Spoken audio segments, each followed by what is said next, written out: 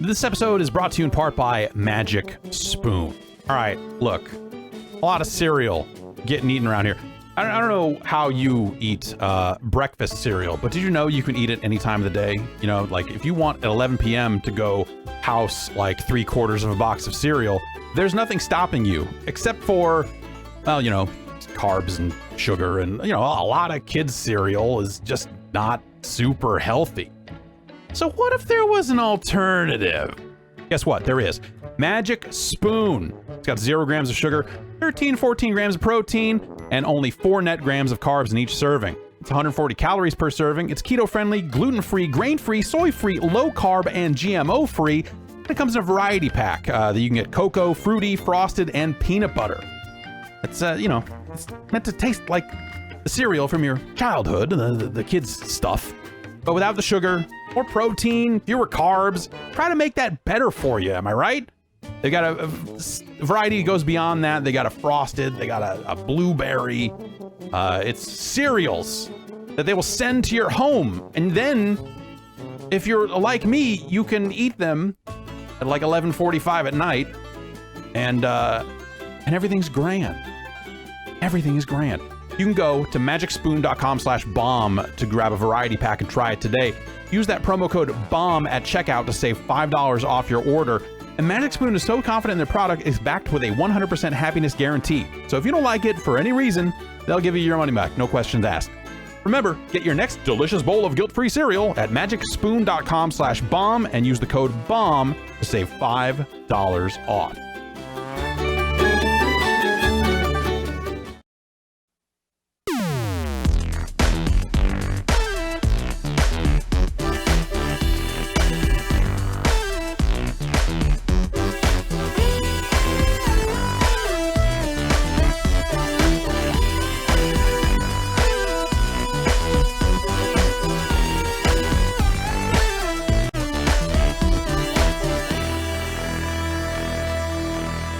It's the Giant Bombcast for May 25th. All you horse riders. I don't even know what I'm saying anymore. I'm Jeff Gerstmann. I'm here. Hey. All you horse riders. What is that? What's that about? What happens to you? It's a Paul McCartney B-side.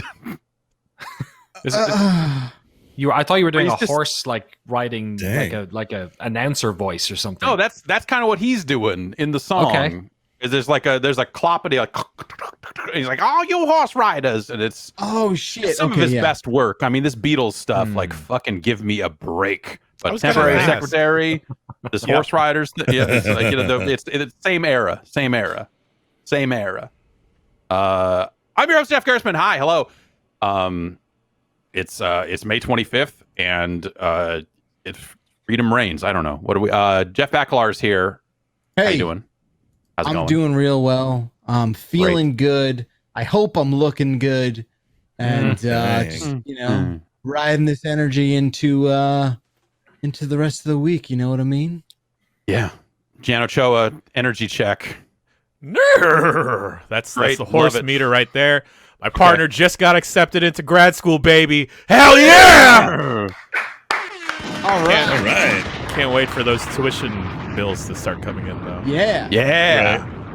Just for post-production, that was not me clapping for the clap. That was a different. Yeah, that was a different. We got to start this podcast again. Yeah, sorry. I'll do some more. Okay, on the 5 and the. I did it. Yeah, there we go. Perfect. Right. Yeah, got it.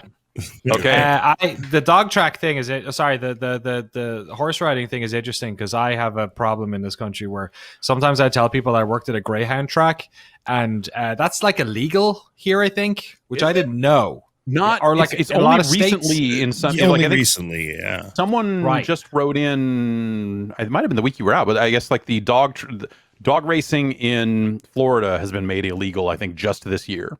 Wow. Was that were they the holdout, or are they first through the wall? They may have been the holdout on that one. I don't know. Yeah. With all of Florida's fucking problems, they're like, we really got to nail down the dog racing issue. Got to nail down dog tracks and let people sue Twitter. You know, get it going. Get your important fucking legislation shit together, Florida. Yeah. Jesus Christ. Yeah. Jason A. Stryker, you are of us. You are you have lived closest to Florida, so not in Florida proper, right? No, I've definitely spent some time in Florida. Got friends, got in-laws down there. Once or twice a year, we actually make it down to good old Florida, and man, is it weird. Yep. Bet on some dogs. No. I didn't even know that was a thing. Like they had, banned it in pretty much the rest of the country, so I didn't even know that it was still going on in Florida. There you But go. apparently, they've got Highlight in Florida. Oh, You know wow. what that is? Yeah, Yeah, Highlight yeah, is like it's banana a boat, like lacrosse Tron thing, right? Like the Fastest Tron sport thing. in the Oh, world. yeah. it's right. It's Tron. If Tron and like racquetball fucked, that's Highlight. Yeah. Right. And it's all fixed. Apparently, it's like basically Oh. wrestling. I'm sorry, it's Tron, racquetball, and wrestling. Because it's So fucking roller derby rigged. then, but with a ball. Yeah, because it's rigged. Because people bet on it, and it's all like I don't know, some sort of like geriatric mafia down there running the whole thing. This is And, the purity of the dog racing, is that dog racing is the least skilled betting sport in the world because fucking favorites don't matter. The dog's just like, it's impossible to pick a winner. They're going to do what they do. Greyhound racing. Yes, you can't fix Yeah. it. So I But it probably say sucks bring for it the back. dogs, right? It's probably not great for Oh, the wow. dogs, but whatever. Yeah, I grew up but in a yeah. society that said it was fine, so I couldn't tell you. We're doing humane dog racing over here. We don't beat them. We feed My them You understanding- don't food. juice them. Yeah. Everything I learned Always about use dog them a racing, I little bit. learned from Bugs Bunny. Yeah. Okay, Yep. like that episode with like the bunny Metal on the rabbit, track. and then Oh yeah. I was like, oh, this seems fun for the whole family. What's the problem? Sometimes that thing breaks and the dogs get very confused. Some of them keep running. Some of them kind of like try and jump on the thing. Some of them start running backwards. It's great, and then you have to refund everyone's bets. Thank you you know, for it's- listening to my dog racing podcast. I would listen to a dog racing podcast. Isn't horse racing not that different though? I mean, in the grand scheme of things, for as cruel, is it just cruel because dogs are dogs and you're like, I like dogs, horses, whatever, man. No, No it's one's riding- definitely- no one's riding the dog. Who cares? It's just no, I don't know. It's No one's definitely standing on the as dog, bad. whipping it. That's true. Exactly. No, but with the I mean, there was horses- just the horses are getting doped up. That guy Yeah, tried to that guy blame was fucking cancel culture on his dogs getting doped. Right. fucking is Will wrong with Ferrell's horses? character from Horses, Eastbound yeah. and Down. That motherfucker. Fucking shitbags.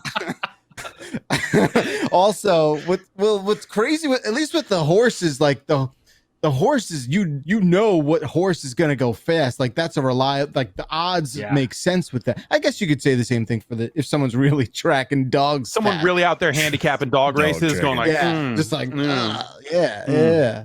Anyway, Anywhere there's money being bet, there's someone making sure that people don't win it.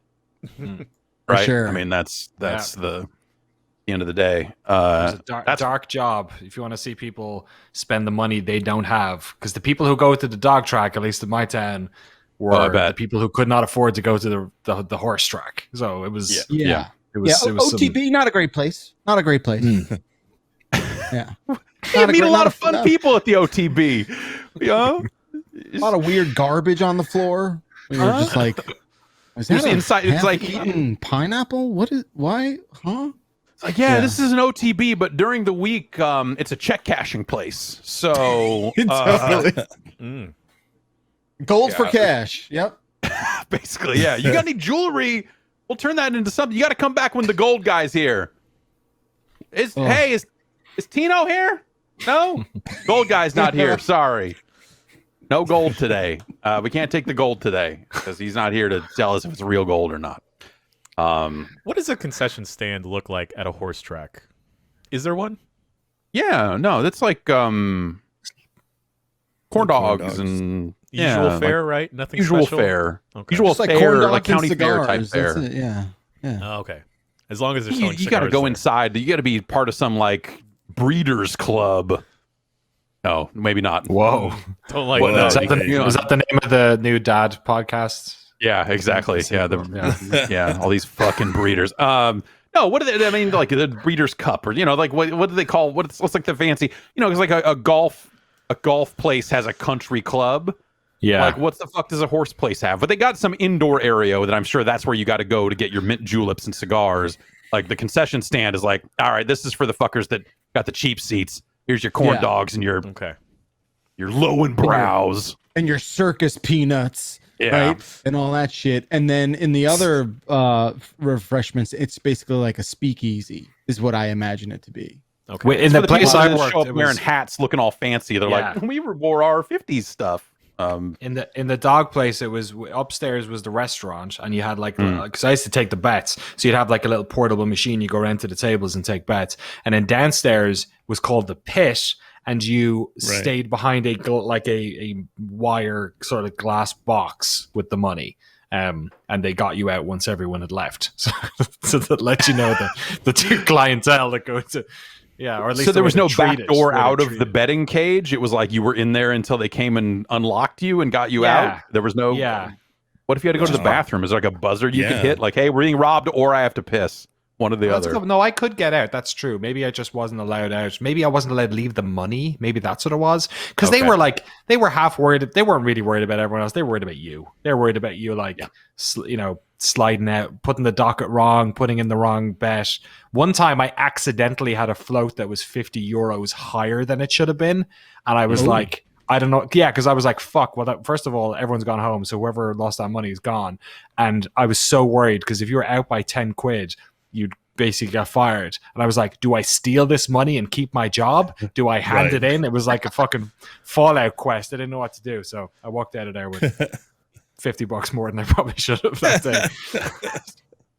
And there's someone still looking at for you. I know. Walking around like a blunt object. I'm going to find this fucking O'Dwyer kid. I can't go home now because I just admitted it to her for the first time. So. Yeah, exactly. Word travels fast. Shit.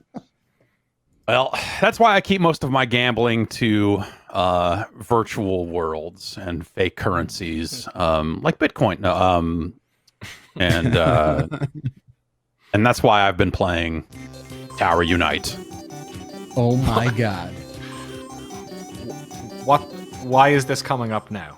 This isn't new, right? No, this is not new. Tower United is not new. Some friends have been playing it, but it's been in early access for a while. It was like a failed Kickstarter. It grew out of a Gary's Mod mode. Beautiful. And like failed Kickstarter in like 2015 or 16, and immediately went to like Indiegogo after that, and kind of just has been rolling ever since. And yeah, I mean, it's coming a long way. They are in the middle of redesigning all their arcade games, which are all like redemption ticket style games. You know, their Trello board is public, so I was looking over that, going like, okay, no, that sounds like a good change. But I think the slot machine's in there. Yeah, their Trello board looks just as chaotic as playing that game because it's nothing but a bunch of JPEGs and like Casino Zone, Safari Cabana. So what is this? Just this is Vegas? What is this? There's no GTA or crime in it per se. Okay. Yet. It is. Define so it's crime. Yes. Okay. There's some crime. There's actually some pretty major international crime. There's some legal crime going on. Yeah, there's some real crime in Tower Unite. But so it's a 64-player server. They've got multiple servers up. You can run a player run server as well. But it's basically a shared world with a big plaza and a casino and an arcade. And they have a trivia game. They have a nightclub and a theater where you can go all like shared watch YouTube videos and stuff like that. And then there are like a variety of mini games that pop off. You can go to matchmaking and go kind of try to start whenever you want. But generally there's like a timer like, in 8 minutes, the balloon shooting is going to pop off and you can just join from wherever you are and be warped to the part of the plaza where there are balloons floating up overhead and you have a gun and you are a crossbow and try to shoot them for points. But then some of the other games are a little more elaborate. There's kind of a death match. There's kind of a flying game. There's a zombie. There's a game called Virus that is like it's like infected in something like Halo or something, where one player becomes a zombie and they try to infect the others while they try to protect themselves. And so it's like this weird variety of different little games that are all set within this world, and it becomes this kind of it's this weirdly cohesive kind of crazy thing. But the part that makes it actually rad is that it has Steam Workshop support for customizing your character, and so it's just just packed full of models ripped out of other games. Fun. And so it's like, here's Batman and Soundwave talking to a Rag Rappy from PSO2 while a floating Comedy Central logo hovers over towards you, and just like is Lady Dimitrescu in it, or I have not seen. I'm sure that yet, but that'll be it. Let's just say yes. That has to be in there if it's not already in there. And so and then there's a lot of dumb emotes, and people rig up the models pretty well. So you've just got like all these stupid characters doing all these dumb dances and T-posing and all this other stuff, and it's just is this like a bootleg PlayStation Home? Yeah, kind of. Yep. Yes. It sounds way cooler. Yeah. It is a cooler PlayStation Home in a lot of ways. You actually do have your own home space that you can go customize your condo. There's no microtransactions in it, but you do earn currency playing in the casino or playing any of the mini games earns you currency that then you can go gamble with and try to parlay that up to like, hey, I want to buy the jetpack, and there is a jetpack that I have not gotten yet, but there's a jetpack, so pretty excited about that. And when that car showed up, I lost. Yep. Yeah, someone was playing as the fucking car from Initial D. The car, like, so it's just here's an AE86 sitting on a couch. Just like, hey, how's it going? It's perfect. Not since Fighters Mega Mix have you had this much fun playing as a car. And yeah, it's goofy and like it's perfect in a lot of ways.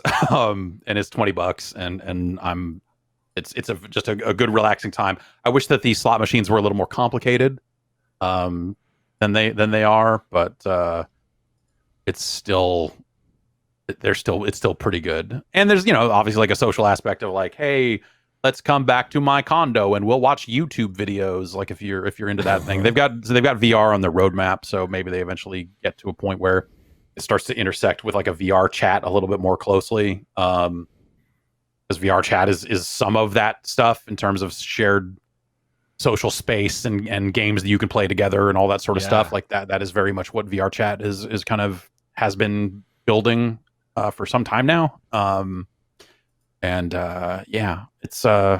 It's kind of another one of those in a weird way. It looks cool. It gives me like Second Life vibes, but instead of it, the possibility space is so broad in Second Life that it ultimately ends up just like it's cool in a different way, but like it's so disconnected from reality. But this feels like a bit more uniform or something, or cohesive, like you said.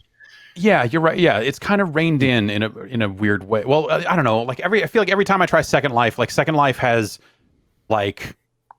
Second Life has been festering off to the side for so long that it's mutated in such a way that it no longer resembles humanity, right? Like it's just like every time you look at it, it's like a weird mess of just like, I'm not even sure what I'm supposed to do here. Also, a lot of this tech is so old that I'm not sure how to properly exploit this to do something cool.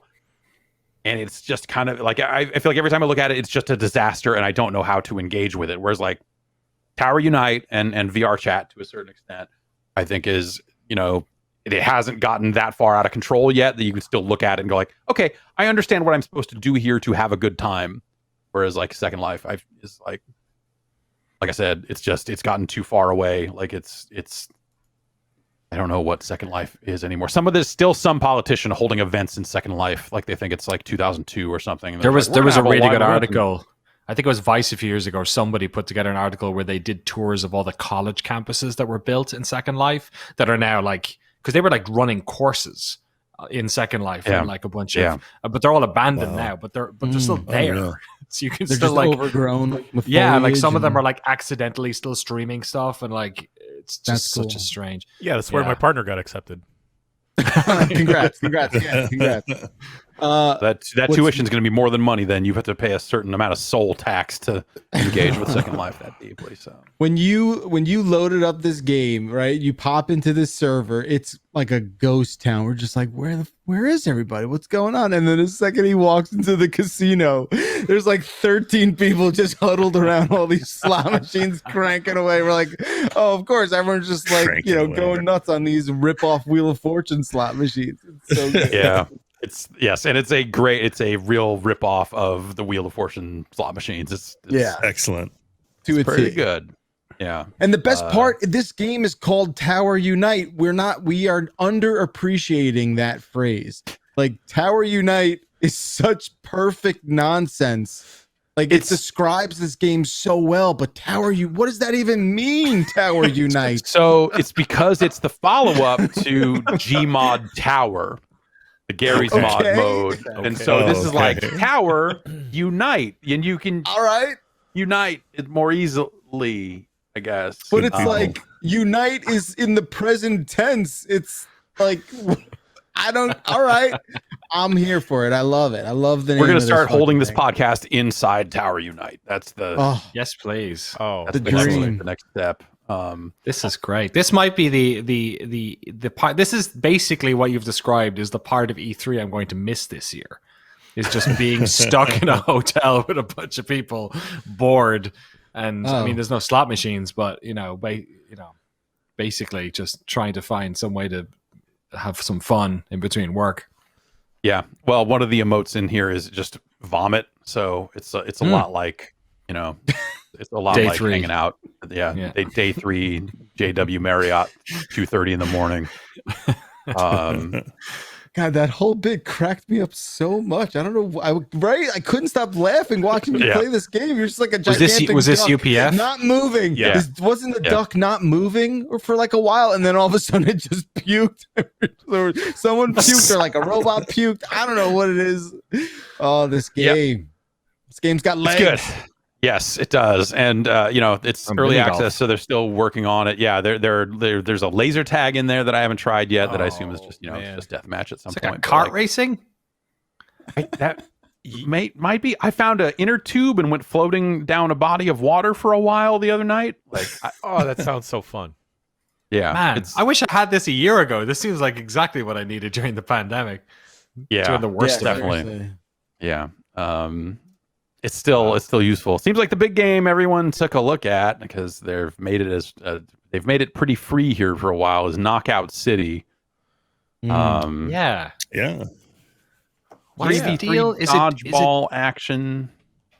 It's free for like a while. Is that they're just trying to get people to? It's like 10 days. And then was it a demo or is that the full game? I couldn't even. That's the full game, but it's free for 10 days, and then it will go behind some kind of.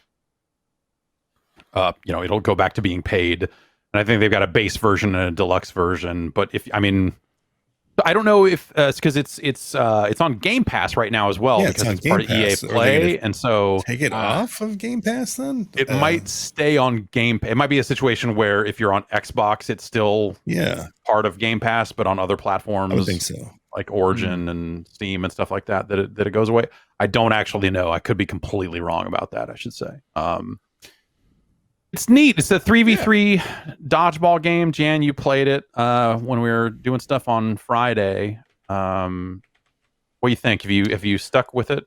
I did a couple more rounds after we ended UPF last week, and it's neat. So the main mode is like a 3v3, I guess, death dodgeball match where each player has 2 little heart pips, and if you get hit with a ball, that takes them away. But one of the movement abilities is you yourself or your teammates can Samus Aran into like a little ball and just spam an emote saying, throw me. That if you get successfully thrown at an enemy, that's an instant knockout. And then it's like 1st to 10 knockouts, and whoever wins that wins the round, move on to the next one, best 2 out of 3. And that also includes if you accidentally fall out of a map, unfortunately, whether or not that's due to another player throwing some stuff at you or you trying to get away. This has I wish this had wall running in it because some of the movement abilities are fairly neat. You get a double jump, you get a glider. There's no real benefit into rolling into a ball. You still run faster, but you also have a dash that you can use to deflect a ball or stun an opponent that's maybe about to throw something at you. You can also catch the dodgeballs because you get a little notification around the borders of the screen saying someone's targeting you, because the targeting in this game is all automatic. You can flick in between targets if you have multiple people on your screen, and you can charge up the ball doing that way, and they'll just automatically throw it. There's also special balls. There was a multi-ball in one of the stages we played on UPF where instead of just throwing the ball, you get 3 of them, so you can kind of rapid fire throw the balls. It's neat. Mm-hmm. It's neat. It's fun. Like I don't remember the last time I got really into a competitive game because like Warzone is too stressful for me, and like so is Apex.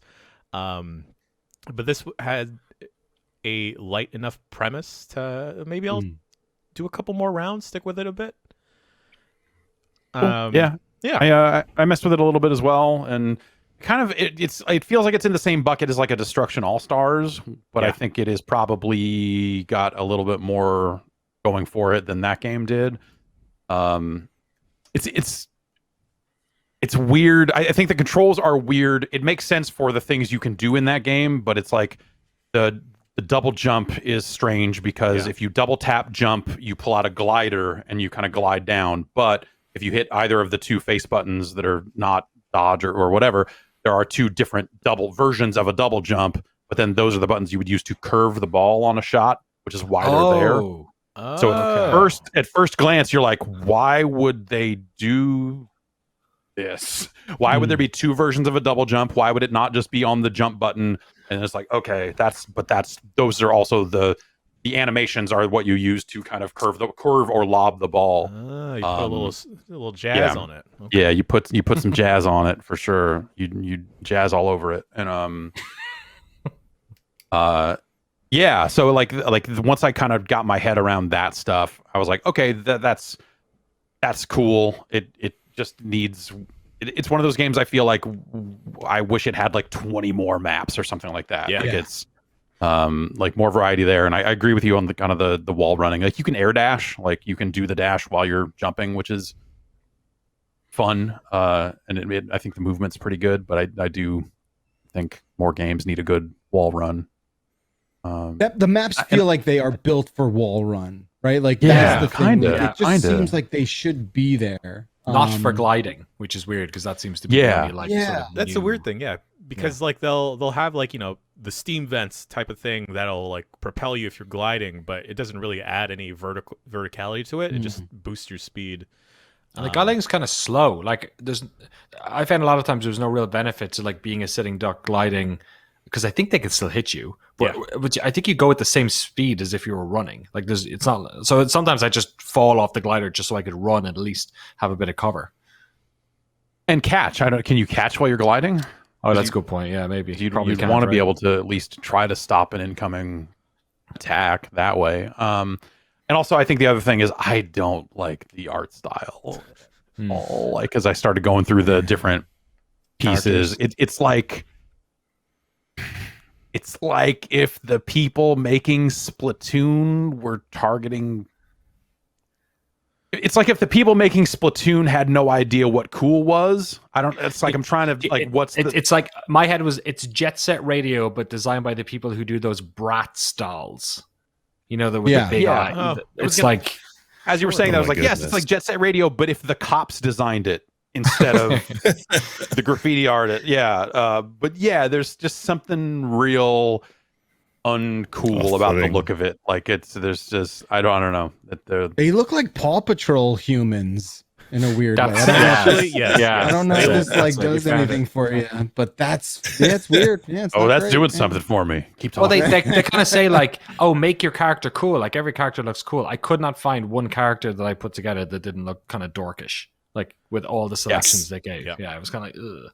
Yeah, I thought it was pretty cool because I had like a leather jacket on, and then we loaded into a map, and everyone else had a leather jacket on. Like, yeah, well, you're not special, buddy. I guess we all shopped at the same Target then.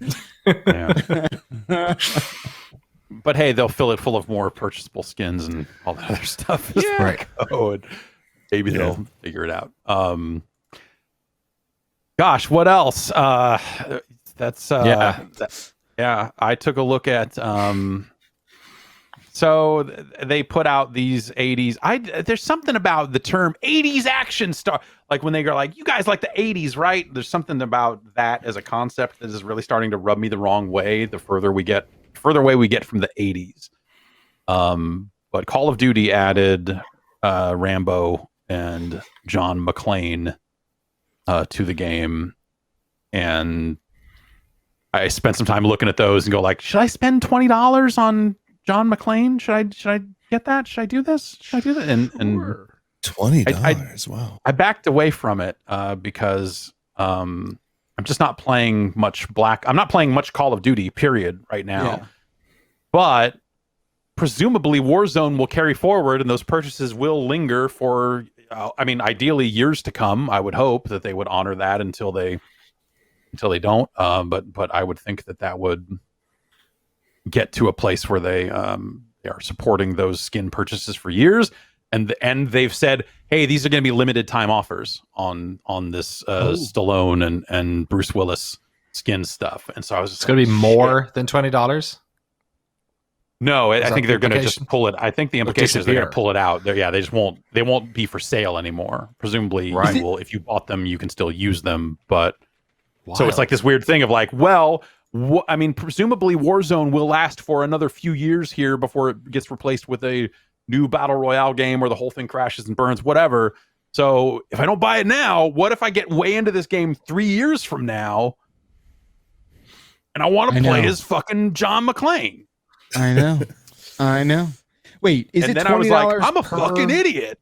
Yes, $20 per. Wow. Oh my goodness. Wow. And so that comes with, hey, it comes with the operator, John McClane, and then it comes with 2 gun blueprints that have skins associated with them. It comes with a calling card and probably a charm. And so it's like 8 things that you're getting, but like the skin is obviously kind of the one that matters. Right. What John McClane? What is it? Is he wearing it? Yeah, do they lean into like barefoot John McClane, bloody foot John? Like how much are we really leaning in? I don't know. I don't know that I saw his feet, honestly. But I don't remember what his. Yeah, like you don't see your character.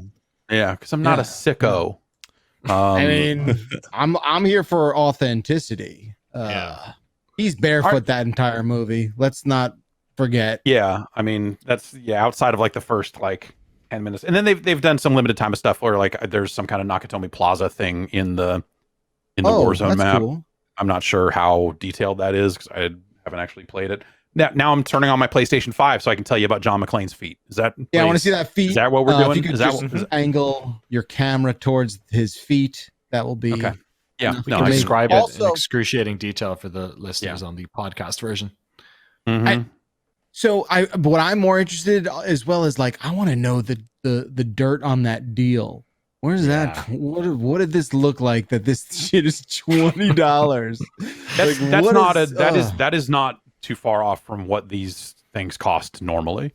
I believe that's right in line. And so there was I didn't actually end up pulling it for news, but as part of like Respawn getting out there and talking up the new Apex Legends season, like they got on Reddit and they were like, "Hey, let's answer some questions." And of course, people were like, "Yo, why the fuck are your skins like $20?"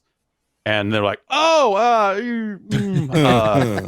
like the answer that they gave that I assume probably applies in a similar fashion here and kind of take it how you will, is they're like, "Hey, we have to support all the other content we're making for this game. Like the money has to come from somewhere, and so."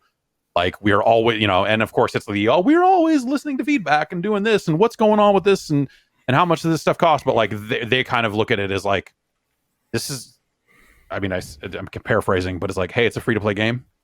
Like but like all these people have to get paid to work on this game. So it costs this much because people are buying them. And also, yes, if no one was buying it, they would lower the prices or scale back or do some other things probably. All right, I don't think I'm going to buy this skin, but I am going to try to look and see at the feet. There's no way I would buy a peek at the feet. I'd get free. a Hans Gruber skin. I think I might be more into that. I love me some John McClane, but Hans Gruber. God damn it! He was a terrorist, Backlar. What are you doing? What are you talking about? You're talking about Alan Rickman, sir. Yeah, I'm talking about the. Come on. I don't So think it's the a stage is going to be preview- signing that one. The preview cuts off at the knees. We don't see below the knees. Oh, they You don't gotta show pay you for the full. Show me a No. place on the internet where you don't have to pay for feet. I mean, come on. Typical Activision. Yeah. God damn, they know what people need. So the other problem I would say in the context of like playing competitive Call of Duty with Warzone, this is less of a thing, but like these skins also work in competitive, and also they're selling a version of it for Call of Duty Mobile, I think too. Is that both Rambo and John McClane are good guys, and that means if you go join you have to pick which skin you want for the good guy team and the bad guy team. And sometimes you're going to end up on the bad guy team. So it's like there are a lot of cases if you're playing regular ass Call of Duty Black Ops that you're going to like go join a match and it's going to be like, you're on the bad guy team. So you're not playing as the $20 guy you just bought. You're playing as the guy with glasses and a beard who's very Is there mean. any $20 bad guys I can buy? Like any like. Well, there's the Hans Gruber move right there. Okay, someone I did can point me to confirm the there's feet assassination I found a video. animation. Yeah, and so you can preview the like melee kill animation, and yes, he is not wearing shoes. I'm looking at these feet. There's blood on the feet. Does he Oh, kill good. people with his feet? Is that with the melee kill? He just he doesn't- kicks him in the face. That would be outside. No, of the canon. it's like a fake surrender, like it's the thing from the Die Hard where he goes like this and then pulls the gun out and shoots. Beautiful. Him. And then I don't know if Rambo is wearing shoes. fall I mean, off a I would building. figure he would be. Rambo is wearing shoes. He is. Yeah. Good. Okay. Rambo Yeah. should be, right? Rambo should That's be wearing shoes. sensible. He's in the jungle. It's it's Right. a whole thing.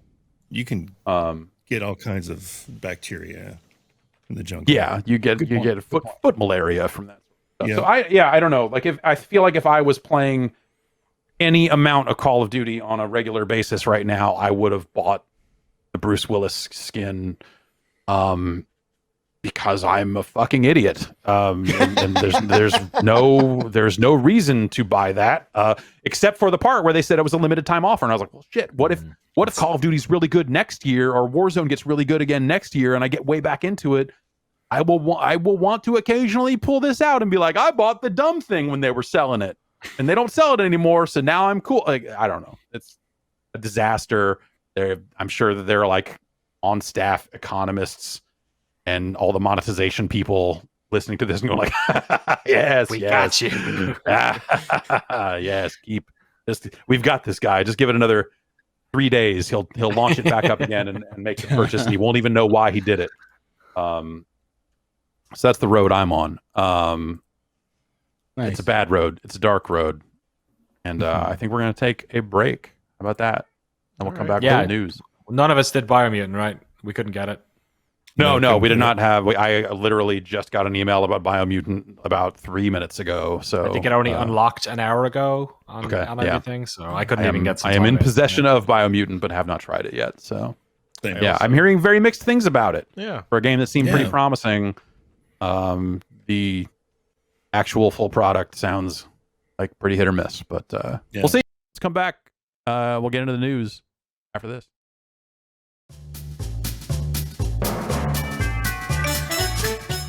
Don't you want to take a break from cooking sometimes? Don't you want to get something that's like maybe like a little family friendly? Maybe you want to try some new food in your area, but you just don't have time to get out of the house. Make someone bring it to you with Grubhub. And with Grubhub, you can get deals on the food you love. They've got Grubhub perks. So, you get in there, make it happen. You get some perks on the back end. Everybody's happy, right? There's some variety. They got food you love from your favorite local restaurants. So, what kind of stuff are you looking for? You got, kids that need feeding with like a pizza or a tacos sort of thing. You doing like a sushi thing? What's in your neighborhood? You could probably get it on Grubhub. Get the food you love with perks from Grubhub. Grub what you love.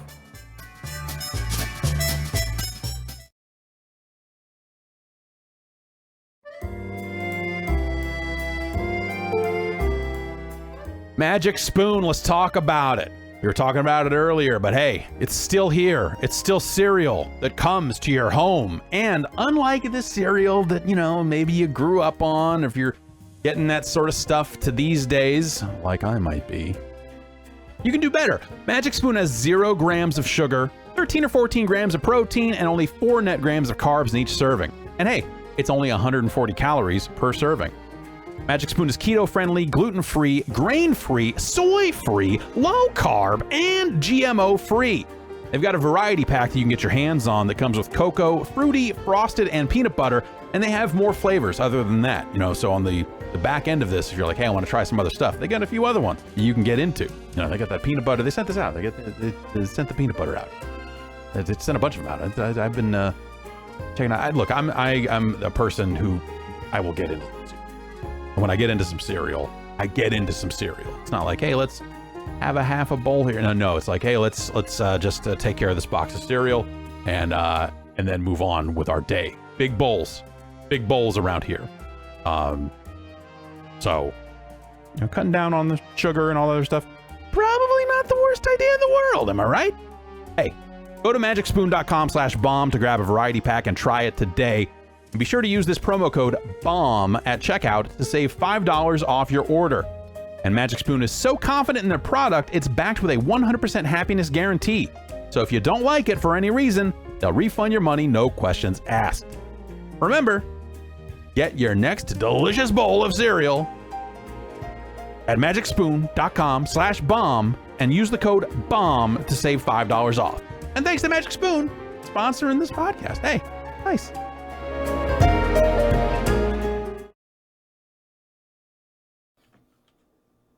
All right, we're back, and now it is time for the news.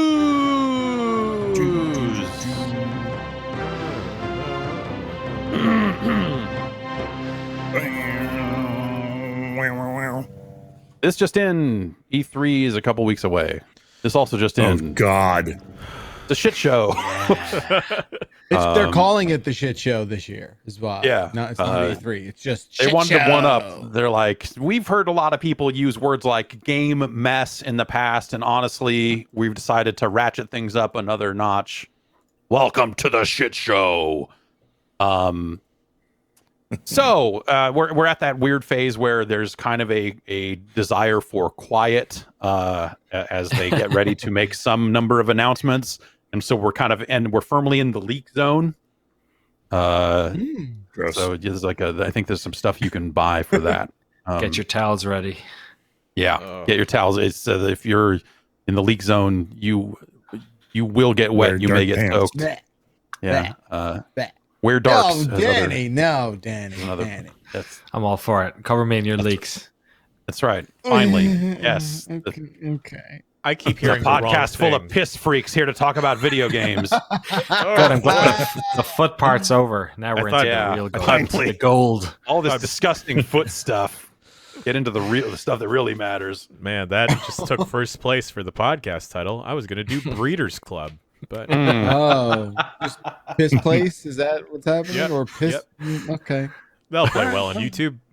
Yeah, no one. Yeah, I mean, honestly, YouTube loves piss. Yeah. Yeah. They know what's it up. plays well over there. So first story, top story, I guess I would say. This is a report from Imran Khan over at Fanbyte, who is corroborating some of the rumors around a game called Final Fantasy Origin. Which this sounds like it is something coming from Team Ninja, some members of the Neo team, making a Final Fantasy action RPG, a Neo-like from the sounds of things, which then you could say is a Souls-like or something like that. Yeah, really. That is set alongside the world and timeline of Final Fantasy 1. This Fine. sounds. Okay. I don't care about Final Fantasy. All of this sounds great. If this is true. I'm totally on board. This is weird though, because they had Final Fantasy Origins, plural. Right. Oh, Yes. yeah. Oh yeah. Yeah, so maybe that ends up being a project name, and so this is all unannounced. I guess I should reiterate that everything is subject to change and all of that sort of stuff. So we kind of don't know this for sure, but again, Fanbyte has reached out to sources that have corroborated the rumor, and then those sources have also given the name of Final Fantasy Origin. Apparently, yeah, this is also what was it? The Dissidia, right? They did that. That came out like 5 or 6 years ago. At this stage. Dissidia NT was what came out of some of this same crew, I guess. Yes. Yeah. So yes, Team Ninja, Koei Tecmo's in-house development team behind games like Ninja Gaiden, Neo, yeah, and Dissidia NT, and kind of saying that it is perhaps Neo-like in style. That sounds cool. I don't know. Like I'm not really always too into the mainline Final Fantasy games, but they've done enough world building and all this other stuff that when they kind of break out into side things, I'm always like at least a little bit interested. And I always liked Neo just enough to where this sounds like it could be pretty cool. Is there anything about the the story of the first Final Fantasy in particular that people are like? I was just thinking about that. There's story beats for sure, but like obviously the main characters are just stand-ins. They're created, yeah. You're not. Yeah. They're created characters. But man, yeah, there's definitely like side bosses and things that you can touch on. I think there's a lot of touchstones. But it's not like this. It's not like Seven, right? around. Where it comes with this rich tapestry that everyone wants everything in. It's a bit more of a blank slate. It's more like, hey, here's Sid. He's the airship guy, and just fly around on it. I guess go fight bosses. Yeah, yeah. It's a little thin compared to where Final Fantasy got to from a story perspective. But like it still crafted a world and all that stuff. And I always think. Sure. Like there's something to that original NES art that I always like seeing different interpretations of, like what if we made that in a more modern tech or something like that? Like what does this mage look like that you think of as just an Orko looking motherfucker? And so this is billed as being exclusive to PS5, console exclusive to PS5 with a PC version following later. And we will see. The talk is that also this is the sort of game that would anchor their E3 presentation. So we'll probably know one way or the other in a couple of weeks. Yeah, this seems like something to be a big enough thing to roll out here. And so we'll see how that goes. But that's intriguing. If that's not real, they should just do it. Yeah. Do this, If they said like, hey, we're going to make another Neo game, but we've decided to make it Final Fantasy oriented, and maybe make it a little bit easier than Neo is because it's got Final Fantasy written on it, and thus will attract a wider audience of people that might find actual Neo to be too esoteric in some ways. Like I think a more approachable take on Neo with some of the Final Fantasy concepts and spells and that sort of stuff could be rad. So. What if they added Disney characters to it too, though? Kind of piss on them. Oh yeah. One of them is a piss wizard. You see their feet? Okay. Excuse me. Yeah. Okay. Yes, it's a piss wizard. It's a piss wizard. Look it up. He just whispers that I'm a piss wizard. Doesn't wear put pants. The piss in me. What? Virtua Fighter is coming back, sort of. Yes, it is coming. They are kind of. They are. This game got rated by a Korean ratings board not that long ago. So, and actually, the name has been kicking around for a long time. Originally shown up as Virtua Fighter Esports, which is a term Sega's used for Puyo Puyo Esports and stuff in Japan, I believe. But here it will be known as Virtua Fighter Ultimate Showdown, and it's out next week. What? Wow. Pre-E3, everyone. Thank you. Yeah. Summer is saved. That's right.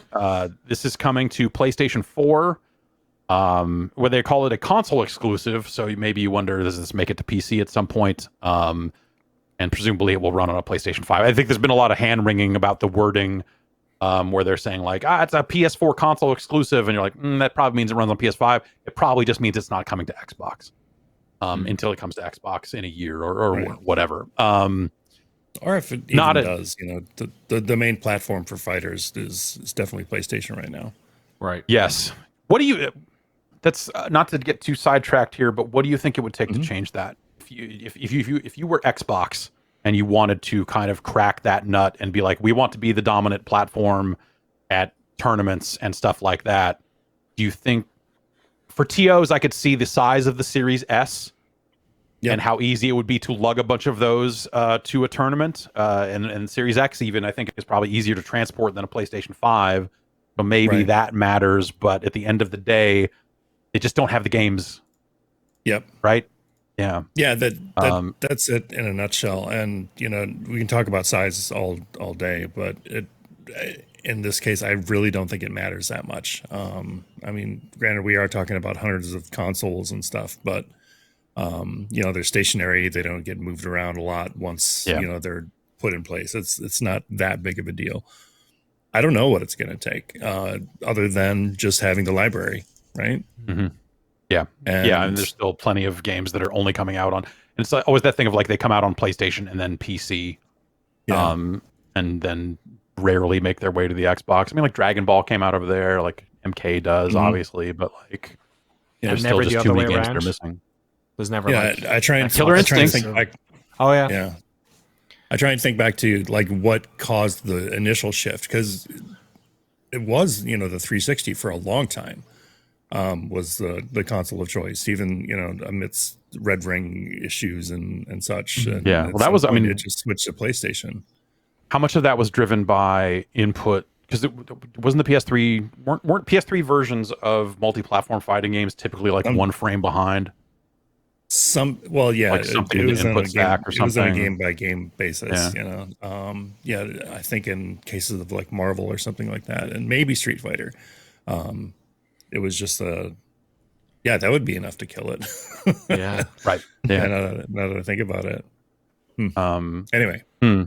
Anyway, back to Virtua Fighter. Back to Virtua Fighter. This is a remake, a remastered version of Virtua Fighter 5 Final Showdown that they have built to run in the Yakuza engine, and they have updated the graphics, and they have given it some new online options from the sound of things.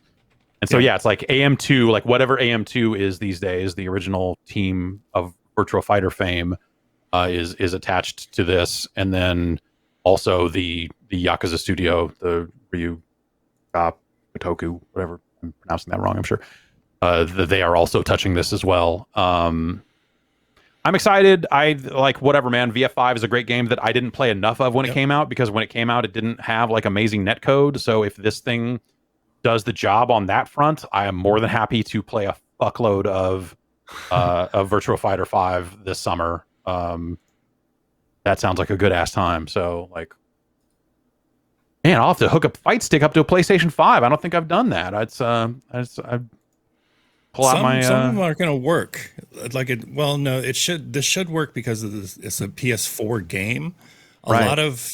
So, for example, with like Guilty Gear, I can use like a specific controller or fight stick with the PS4 version, but as soon as I switch to the PS5 version, they don't work anymore. That's wild. Shit. It's weird. Yeah.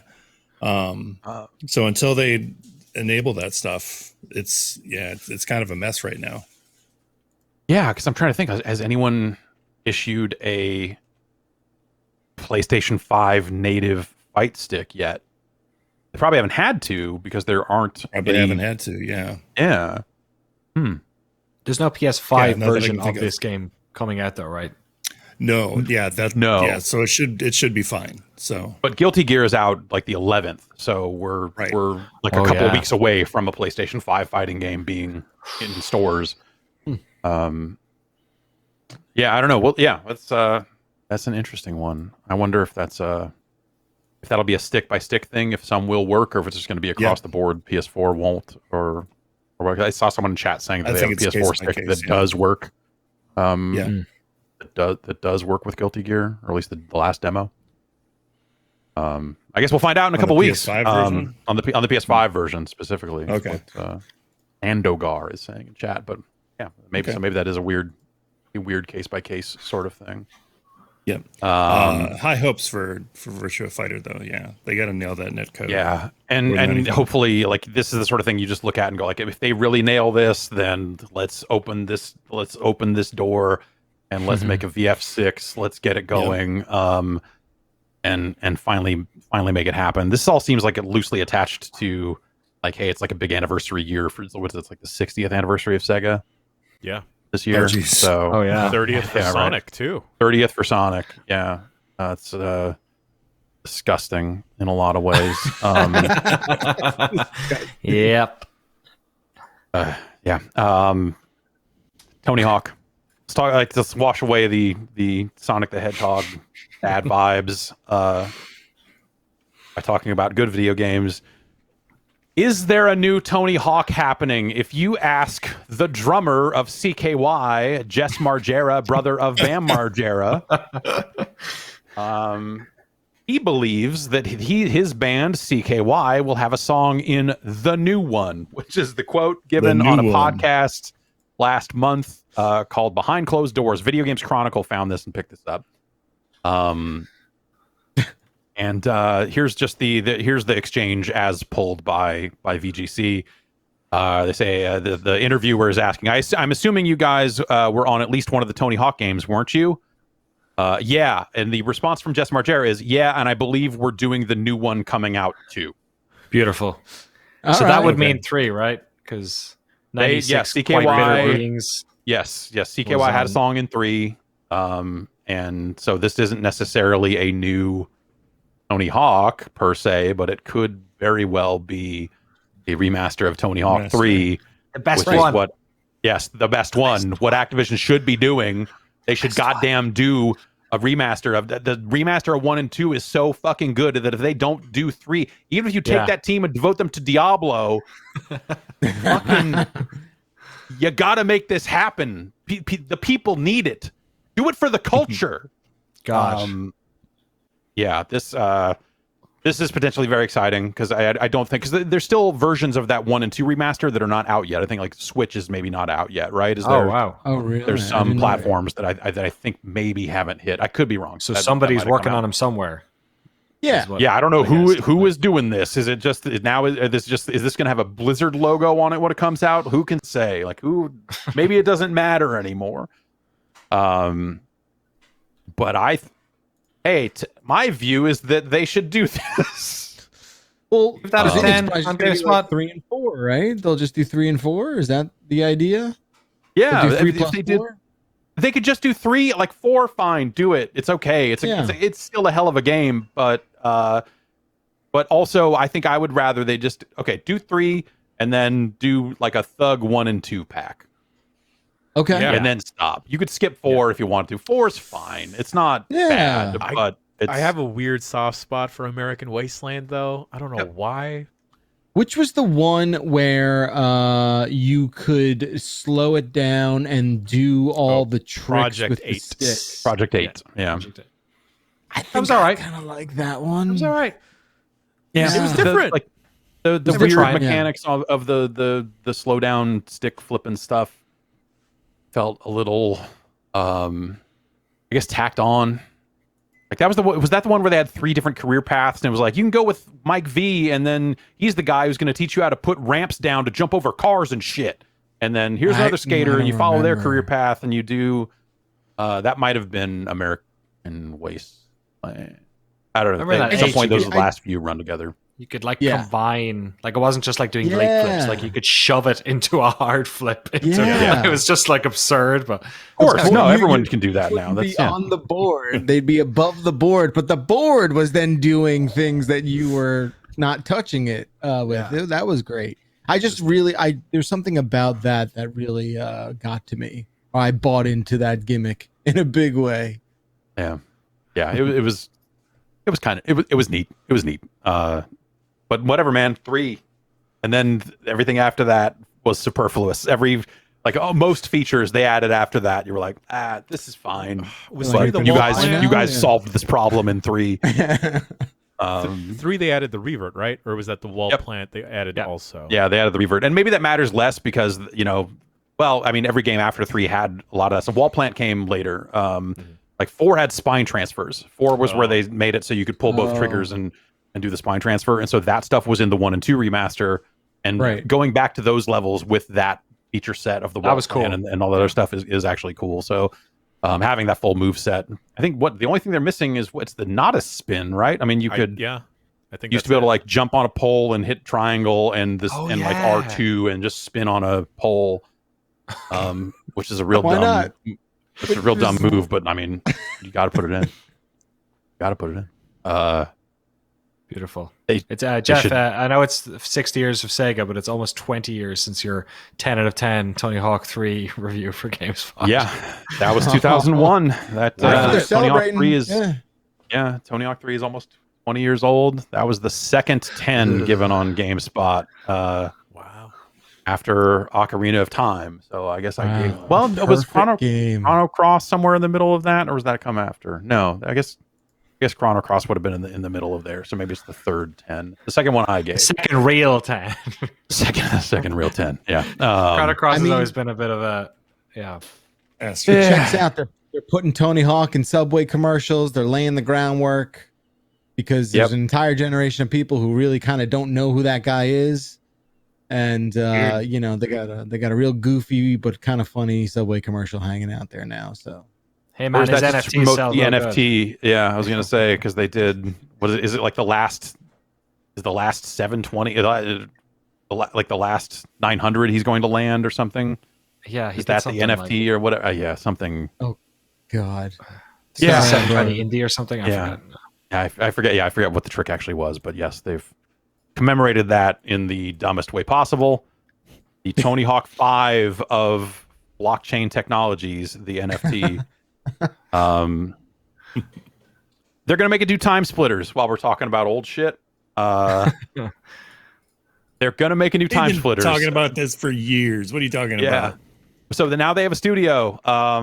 Okay. Steve Ellis and David Duck, who worked on those original games, are starting a new studio that is also just called Free Radical Design. So they're using the same name, but they are a subsidiary of Deep Silver. You remember Deep Silver picked up that IP a while back and said, like, we're going to get to this one of these days, but I don't know. One of these days. But one of these days is today. They are hiring up. And the quote here in this IGN article is, to finally be able to confirm that the studio has been formed and that we have a plan for the next Time Splitters game is incredible, said Ellis, who is serving as the studio development director. While we cannot tell you anything more at the moment, we look forward to sharing information in the future. So there's no detail here other than we're doing it and we're hiring up to do it. So they have formed a studio and they're gonna do a thing. That's definitely more concrete than everything else we've heard thus far. So that's good. Yeah, that's for sure. And that's all Embracer Group, right? That is, oh my god, the Embracer Group. They're making things happen. Embracer Group, maker of Borderlands. Maybe we'll get that sequel to Haze we always wanted. Finally. Oh wow. Yeah. Can we get Haze, Jonathan Davis on the phone here and see if they're available to provide a quote for Haze 2? I was gonna say this doesn't work for anyone who wasn't listening to the sound check, but I was gonna say Analysis War was gonna do the music for Haze 2, but Analysis War is doing a cover of the song Korn did for Haze, which I believe was called Haze 2 deserves. Yeah, I believe it probably was just called Haze. Yeah. Fucking Haze. I played through the first third of Haze during an Extra Life stream not that long ago, and then the stream crashed. So think about that. I should go back and play Haze. I should go back and play all of Haze. No, you don't have to. You don't. Don't you like games that came out in that weird like sub Halo window where they're like, we're making a sci-fi shooter because Halo's selling real big, and here's something that's like pretty assy. Haze, pretty assy. Pretty assy. Maybe not pretty assy, maybe potentially assy, depending on who you ask. Overwatch 2 is going from a 6v6 game to a 5v5 game. Now, I know what you're thinking. Who cares? Like why does that matter? To which I say, it doesn't, unless you're an esports person who has built a career playing a tank in Overwatch. Wow. Someone's going to get cut from that team. Cream of the crop. Crazy? It's like a sport eliminating the position of goalie. It's like shortstops, we're done with them. No more. Yeah. This is good. It's competitive in the marketplace. We're getting rid of second base. Just first and third now. Here we go. Yeah. It's I think everyone in the Overwatch scene weighed in on this. Obviously, we talked about this announcement pending last week, and that's the move they're making. I think that sounds fine as someone who does not play Overwatch. I'm like, okay, yeah, 5v5. And there's probably some esports considerations there where a lot of other games are 5v5, and so you don't have to bring 2 extra computers for every match you want to have at your event. So maybe that helps in some way. But yeah, the other part of it is I think you have a lot of people who, and this game's not out there yet, right? I don't know how they haven't let people play it since, I guess BlizzCon was virtual, so they didn't really let people play it there either, did they? Sure. So they're out there showing a lot of footage of it, and I think you have opinions all over the map from people going like, this is absolute bullshit, to, hey, this sounds like potentially interesting. There's some balance changes happening along with this where like tanks will take less damage because now there's only one of them. So that's the other thing is they have role limits. It used to be like a 2-2-2 from like a two supports, 2 tanks, like that sort of thing, and now there will only be 1 tank. They are contracting there. And so as a result, they will shuffle some balance around, but they haven't told that full story. So we'll kind of see where that all pans out. But yeah, the people doing esports are like, yo, what about me? I play a tank. What does that mean? And good. Get better than the person you're tanking with because Totally. you need to replace them, not the other way around. Or the Overwatch League needs to expand to have more teams to absorb all these tanks. Team all tank. A team of first base. They're actually losing 2 teams as well. That's part of the deal as well. There are 2 teams. Yeah. But I don't know. Like I view that stuff as like that's kind of that's what you're getting into if you are hitching your wagon to esport, to like, hey, I'm going to play in this esport. You are at the whim of a video game made by a company that also owns the league and all that, like so on and so forth. And all that stuff can change at any time based on shareholder whims and hey, where is the wind blowing? How much do we want to invest in this?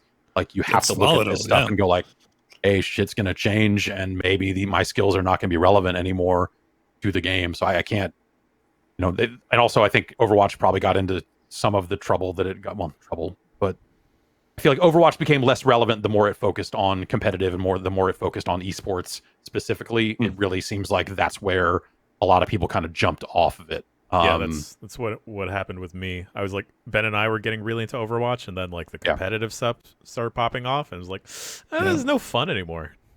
Yeah. Like there's just a whole tier of player that are never going to be esports good at it, that kind of don't care about that level of play, that just kind of want to have fun at a different level of competition. Oh, we were you're completely alienating them. We were getting. We wanted to get poached by all these pro teams, and we're like, right. Well, yeah, there weren't any spots open. Yeah. Maybe next. I like Overwatch at launch a lot, and it got to a point where I'm like, I don't want to do this anymore. Yeah, and the stuff they've announced looks like it's kind of a bit more, like you said, it's, scrub friendly or whatever. Like this will get me back in. Like the co-op stuff they showed off, the like story mission stuff, which I'm assuming is also 5-player. I don't know. Like that looks cool and has like leveling up of the characters, and it's all PvE kind of, or set up missions, and you can replay. Apparently it's highly replayable, maybe because of those unlocks. Like I'm into that sort of stuff. Like that must be a nightmare of a game to try and design in public, because like every game studio has the problem of trying to design games when the audience sort of has maybe a overconfidence over their ability to also design games, and sort of has requests that maybe the people who design games kind of know more about this sort of stuff generally. Trying to do that for an audience where you have pro players, people who play like 30 hours a week for fun, and like hundreds of thousands who all have their own like design. Like I'm actually really like confident about Overwatch 2 because they made such a hard cut, because they changed something fundamental about how that game plays. Hopefully that means that they're not overly worried about the public backlash, because like they shouldn't listen to that, frankly. Like they didn't make Overwatch or anyone else watching it, and they're going to have to go through that awful beta period where they're showing the game off. People are going to say, this is broken, fix this. and parse through it and figure out what's actually needs to get fixed. But I think it's cool at least that they're doing substantial changes to Overwatch 2, because it could have just been, more maps and more characters. Yep.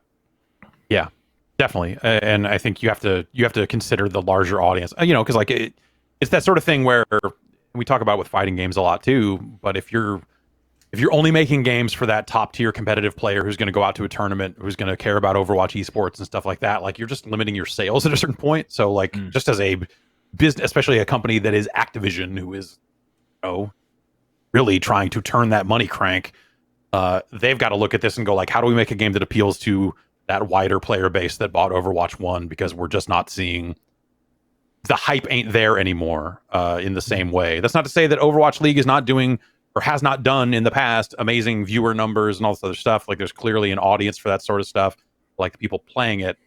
I don't know.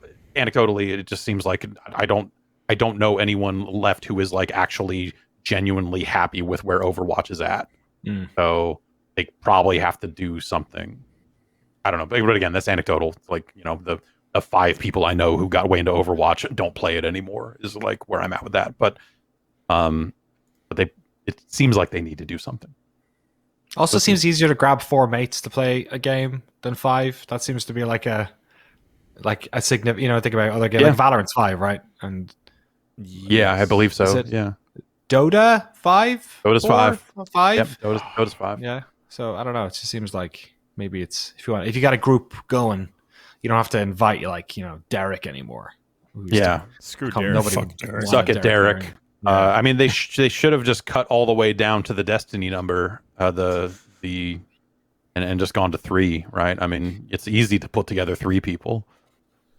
You want to play something, so keep them cutting.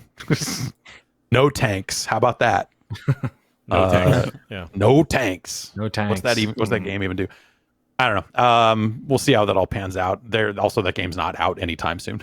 Like there was very much a it's not coming out this year for sure.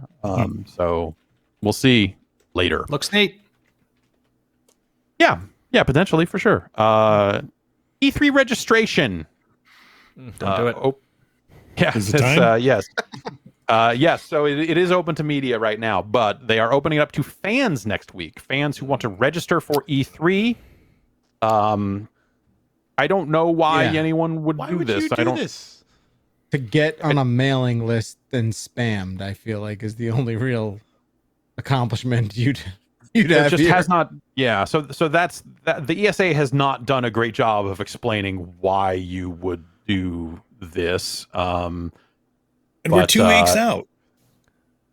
Yep, but it's hey, it's a digital digital event. It's going to be on Twitch. You don't need to Well, you don't have to. Yeah, all right, fine. Like You know, email but- you but like a a hotel or anything today at E3, like a schedule or something in your inbox. Is that? Yeah, well, they have an app, and they will have a some kind of online portal where you can use message boards and the message board, an E3 message board. Is that Sweet.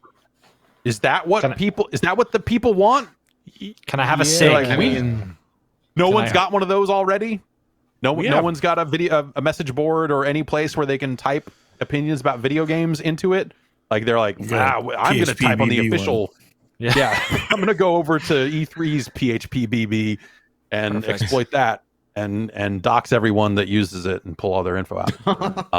I mean, yeah, I don't know. Unless it's happening, unless it gives you access to the exclusive E3 Tower Unite server, I am There you not. Yeah, if Putting you can any walk a info fake out show there. floor and you're like, that's Todd Howard, but instead it's like Hatsune Miku. Ooh. Can I get a skin of me being Jeff Keighley with the Doritos and the what was it? What was the Mountain drink? Dew. Mountain Dew, I yeah. believe. As you're saying it, it's being made, Danny. Yeah, you. that's people are definitely taking photos and putting them onto flat surfaces and using those as models for Tower Unite. So that's that's very doable. Talk over your own press conferences in Tower Unite. Set these chairs. That's Hmm. I would attend a press conference inside Tower Unite. There you go. There you go. Yeah. So yeah, I mean, there's a bunch of stuff that's gonna happen, and I feel like we're in our like pre-planning phase for what we're gonna do during E3, and I feel confident in saying there's going to be some cool stuff announced over the next handful of weeks here. And also, I feel like some of the stuff I've heard about, I am very not excited about. So it's that cool E3 thing of like, there's going to be some games that to me sound fucking terrible that are going to get announced pretty soon here, but also some stuff that sounds really cool. So it's in that way, at least it feels like E3. Awesome. It's one of the only E3s I can ever remember where the vibe is that everyone's just like, temper your expectations. Like everyone seems to have a very level-headed point of view where it's like, yeah, we're all going to take this with, a day at a time here. We're going to really lower the bar and we're just going to go in and we're going to do this thing. And that's not a lot of like, we've got bangers. It's like just there's like, hey, we got some stuff. There's going to be some stuff. When's it going to ship? That's a great question. We're going to say a date. Does that mean we're going to stick to it? It's just like, maybe Jeff Grubb and Jason Schreier are both wrong. Like, who can say? It's just a lot of stuff happening. But also, when that turns into shipping games and all that stuff, like, I guess it feels weird because, like, it feels like we went through this last year in a slightly more scattered way, and I thought that this year would be a little more together than it is. But it's just kind of broken in a different way. I wonder if the like organization of the event is better, but the teams themselves are in a less structured place than they would have been last year because of the whole work from home thing, maybe. Yeah. And you've got, like it's studios up for sale. It's just like there's just a lot going on. There's just a lot of weird moving pieces that are going to get in the way of some announcements, and it's a very weird time for video games. And I can't wait to see what the next month or so holds, because some of it feels like it'll just be held up with duct tape. I mean, a lot of E3 demos are, right? But this just feels like even more so. There's just going to be like, we're putting out 3 seconds of footage of this thing because that's literally all we have, or just something like that. And we'll see how it all goes. But again, not every game's going to be in that state. There's going to be like, I feel confident in saying that there's stuff that I've heard about that I'm like, okay, there's cool shit that I want to know more about coming down the pipe. So, oh man, now I'm in it. Now it's E3 season. You're getting me. You gave You're him, getting me all like the tingles. He's got the tingles. Hashtag E3 mysteries are starting to emerge, and temper those expectations. Whatever. I mean, forget it. Like, by the time E3 rolls around, we'll all be making our own games in Nintendo's Game Garage, or what is that thing called? The it's Game Garage, something like that. Yeah, sorry. Yes, Game Builder Garage is coming out around that time. So like, fuck E3, make your own video games on the Switch. I am super looking forward to that thing. Let's see here. The Little Big Planet servers are under attack. By somebody who loves them so much. There's so this has been, I think this sounds like it's been going on for a little bit here, where I guess hackers have exploited the servers for the Little Big Planet games in a way that will cause some levels to be automatically hearted and voted up, but then also they are using it to force transphobic messages onto people's screens. Oh wow! Which is finally, Little Big Planet. Yeah, like who the fuck would like? I guess it's a because you can and because you're a dirtbag sort of situation, right? That's why someone does this. So Sony has taken the servers offline to work on this, and they have put out a tweet. The XDev account said like, "Hey, our LBP server, you can tell this is legit because of some word choice here. Our LBP servers have been taken offline whilst we investigate some technical issues. We'll be back as soon as we can."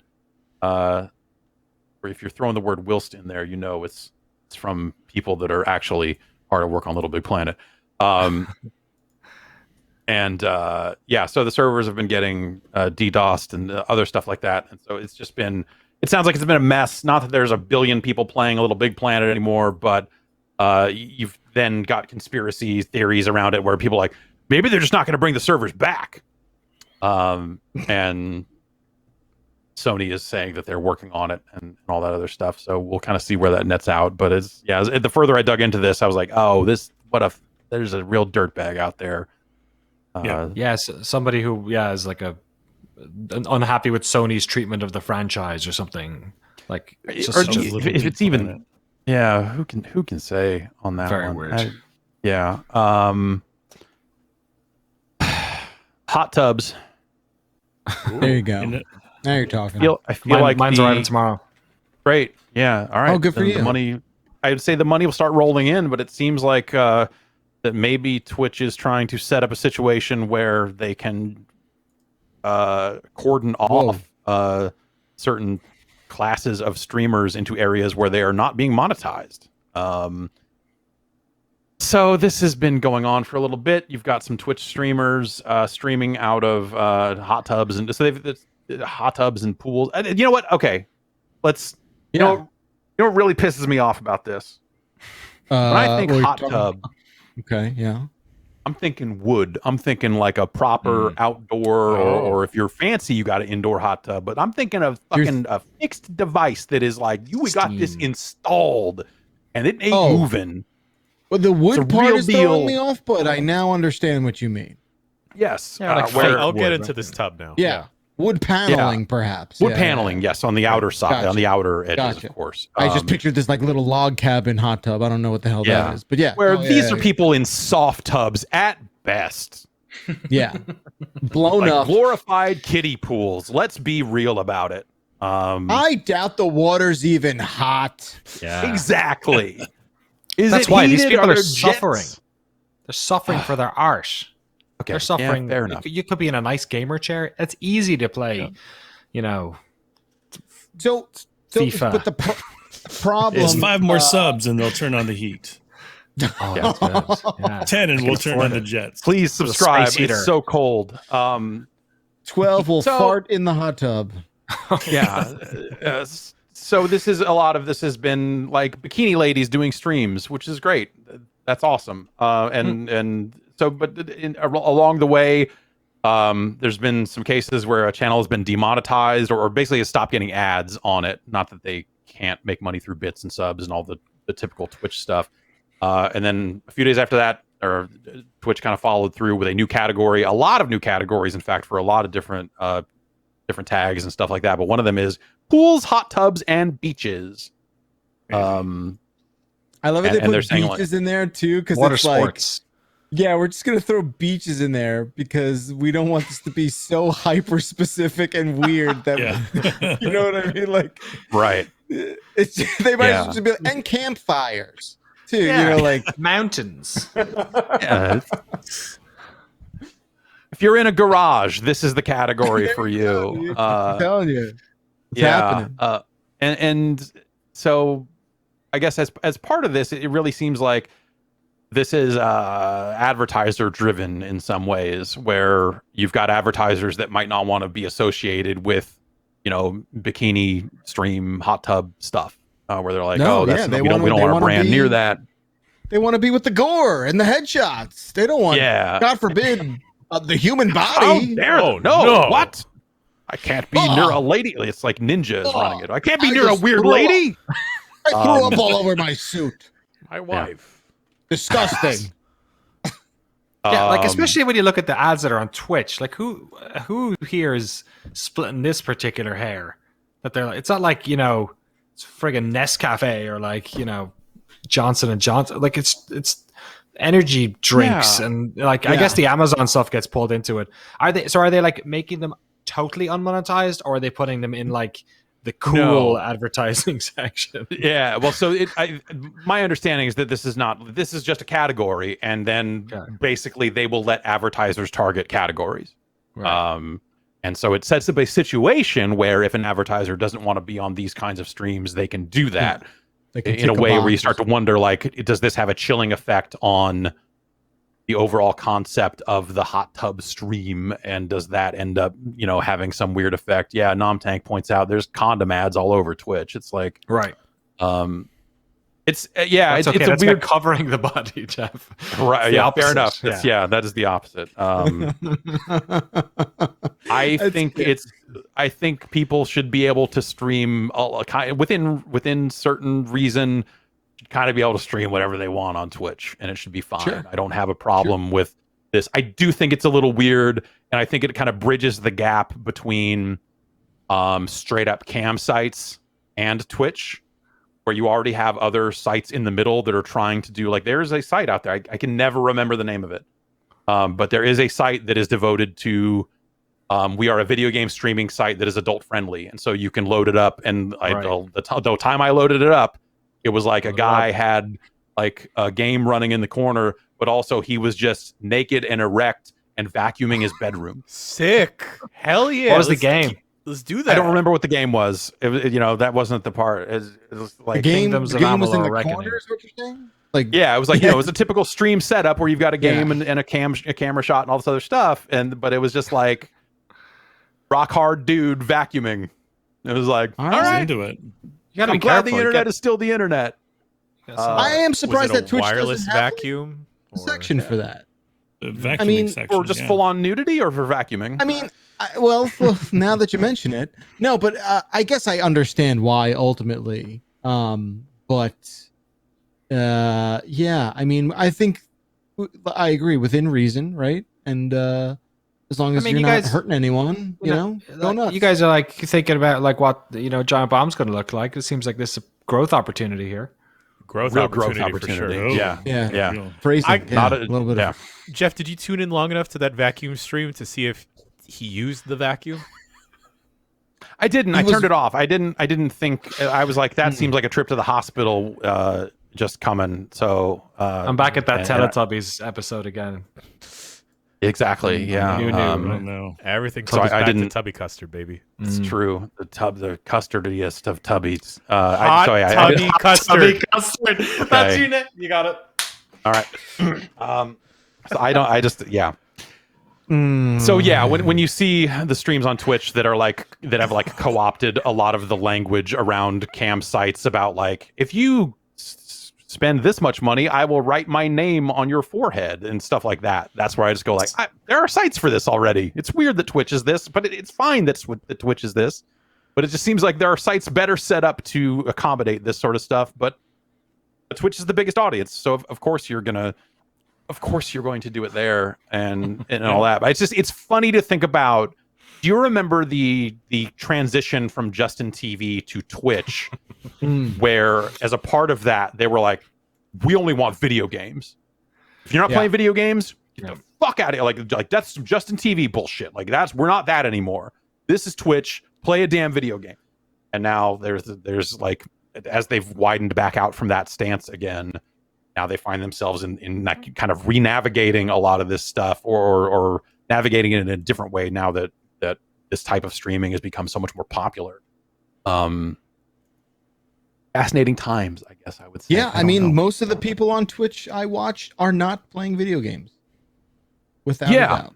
Right. Yeah, that's yes. I think there's probably like a 75-25 split for me where like I'm still seeing some video games on Twitch, but generally speaking, most of what I'm watching is not. I ain't there for the video games. It's cool. They're exploring the creative space. They're all trying to find their own niche and do something weird. Like it's perfect. That's exactly what should be going on. So like every time they're like a little bit, trying to police the thing, it's like, no, just let it be weird again. Like exactly. But like I imagine that a lot of that policing comes from like, well, we have to keep this thing profitable, and if we get classified as porn, even with Twitch being as big as it is, like that's the problem you run. That was the anime Vice problem. Was if you have too much nudity on your website, at some point Google goes, we think this is a porn site. So fuck this place, and then suddenly, and no one wants to be classified as a porn site unless they're a porn site. That's what it is.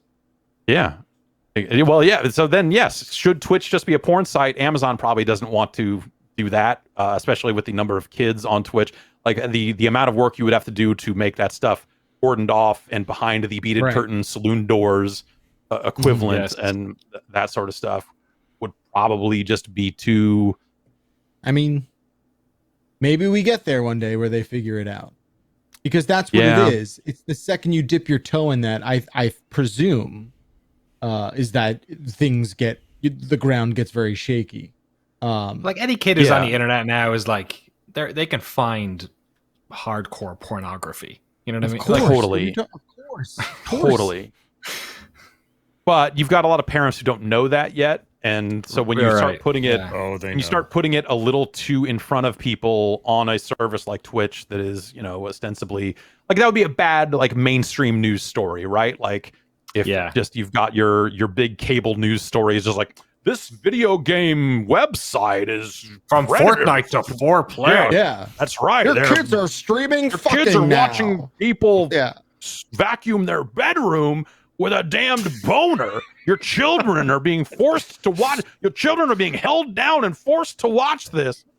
It started with hot tub streams. Yeah. Exactly.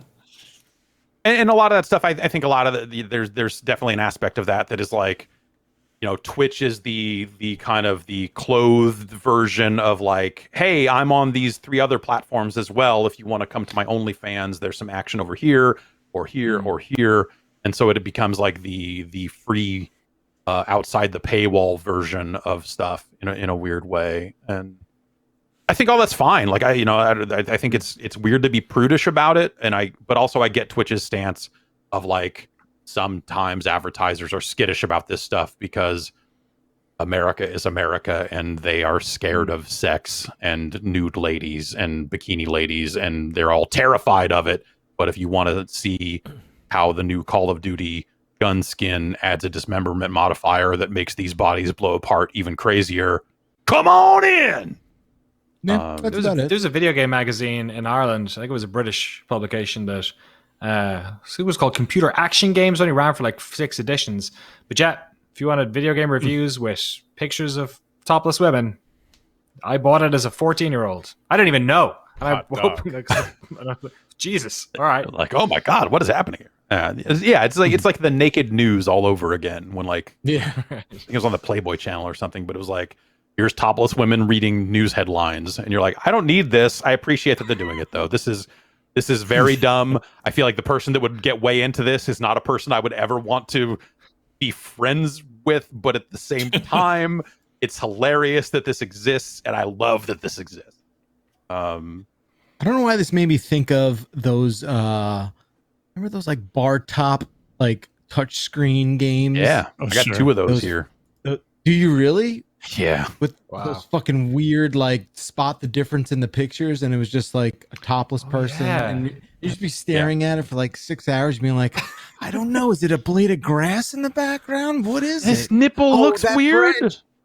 That branch has 3 leaves out of focus, and this only it was so weird. They're just in bars everywhere. They're in every bar.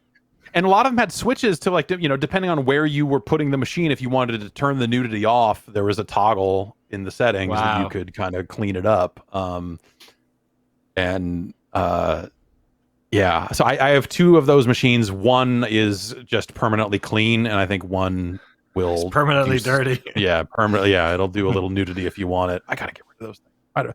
They'll download we used to work in the new. Yeah, we used to work in an office that had a bar in it, and we were like, well, we need one of those dumb machines that they put in bars, and so I bought one and then ended up with 2 somehow. Oops. Dumb. I also have same reason I have an NBA Jam cabinet now, which It's fair. Danny, I'll always get you those measurements. Thank you. What are you gonna have to freight ship it to this guy? You know that dirty bar thing. Send me the measurements for that as well. You could just fit it inside the coin door of the NBA. I got room in my bathroom here.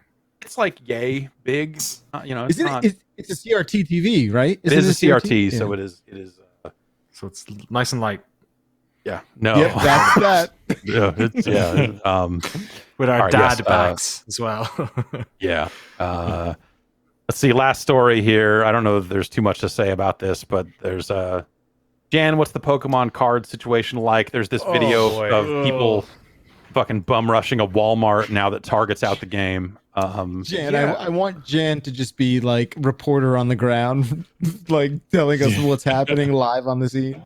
Well, I'm surprised that all these people stormed this Walmart because I thought Walmart was included in this whole like nationwide ban of selling Pokemon cards in stores, at least with the big box retailers. We have a video on screen right now for those watching the video podcast, but it's a group of what, maybe 10 dudes around. It's just the running of the Poke Bros, right? Yeah, and it's just like butt crack city. Like these dudes all bent over this fucking card rack, trying to rack up as much as they can, and pushing and each other. It's like the year the Wii was at E3 and everyone had to run through the door as fast as possible to try to get in line for the Wii first. Yeah. And it's at least for me personally, the hustle has gone to online. I feel like I'm looking for sneakers now, and that I'm waiting for like a Twitter account I follow to refresh and post a new thing. I turned on Twitter notifications for specific tweets so I can be there when this person drops the new knowledge. And I think I've wound up buying more cards. I bought a booster box for a pack that isn't even out yet because this is that much of a problem. Whoa. And you know, I want to support my local card stores, and I went to a couple of them over the weekend. But for something that is already retailing, like MSRP is $50, they're selling it for like $100, and that's a huge markup. That like I'm already making a bunch of irresponsible financial decisions and being very cavalier with my finances, that I don't know if I could do that comfortably It's not enough. sustainable. Yeah. Like, you know, like I'll buy a single card from like a card shop, toss them $1 or $2, but like, geez, like, the markup is insane, and like it inspired me seeing this Walmart video. It's inspired me to try and hit up a couple Walmarts across California, perhaps. Not deterred you in any way. No, Not like, no. These people have a problem. Maybe I do too. I showed this to my barber, and then he was like, well, bro, like, we got to be first in line too. Or I'm taller than you. I'll mow them down, but we both have to film it.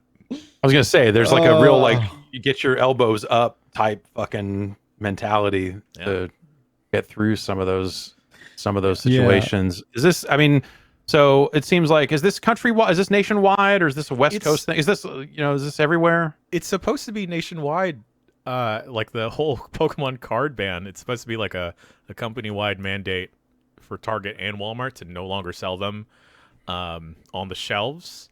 And the thought was, okay, well, maybe they'll find a model that works. Maybe they'll keep them behind customer service or whatever, limit one per customer. And that's what they were kind of doing for a while. But then this video came out, and it's just an absolute shitstorm again at Walmart. Go figure. Yeah. I mean, they don't want these people hanging out in front of the store and causing trouble. They don't want, like, you know, especially we're still at a time where some stores are like one day a week doing senior hours for their first hour of opening. Right. And you've got these hooligans standing out front when it's supposed to be like your senior hour. Like that. It's fucked. But I also look at it and go like, you know, hey, it sounds like in out east or in the southeast, people are just doing this with gas. So who the fuck knows? There's it's not just Pokemon cards though, because like I watched this video a couple times, and there are people throwing in like sports card tins into bags or whatever. So I don't know. I feel like the sports card person has infected their mind with Pokemon, and then just created a weird beast trying to flip cards. Yeah. And then what doesn't help me is that I went to a GameStop, and because my barber said to go check out the GameStop because they might have cards there. They had cards there. I bought a box, and I fucking pulled the Charizard. I pulled the Charizard, damn it. You did? Is that good? Yeah, because this stupid ass card is worth $300. Whoa. I don't know. I feel like a lot of your decisions are being dictated by your barber. lately. Yeah. You know, we're birds of a feather. We have a Jan club. It's me and 2 other people named Jan. Your barber's name is Jan. Yes, he's Yeah. also Filipino. Have you Oh, traded Jan. Have you traded Pokemon cards for a haircut yet? No, because I realize every time I get my hair cut by him, I'm just enabling him to continue buying cards. Okay. Wow. Yeah. This is a vicious cycle. One year I tipped him for the holidays a booster pack or 2 booster packs. Yeah. Oh wow. You don't think he wanted cash? Just Well, on top of better than cash. Bacalar. What if he pulled a $300 card out? I was like, oh wow, Jim, that's very You're generous right, of you. know? Like lottery tickets, yeah. Yeah, Oh, exactly. I love his voice, by the way. It's I hope just that's deeper what he than really mine. He sounds exactly like shit. that. We have 3 of the same Um, Hawaiian shirts. It's kind of eerie. I still think he's me from the future.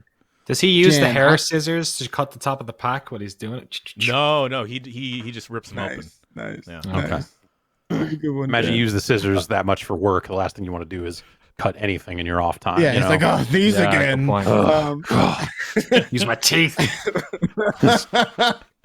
I'm going to. So next week, I'm going to a boardwalk city in New Jersey, and I know those places are overrun with card stores. So you're gonna be getting some texts from me, Jan, and I'll be like, this one. I'll play that game with you, and we'll buy them all. Okay. Fantastic. Gotta buy 'em all. Fantastic. Yeah, That's it. that's just the slogan goes. Speaking of making money, we're gonna take one more break here, and then we'll come back with your emails. There's people rushing in through that door. It's ridiculous. All right, everybody, stay tuned. Be back in a minute.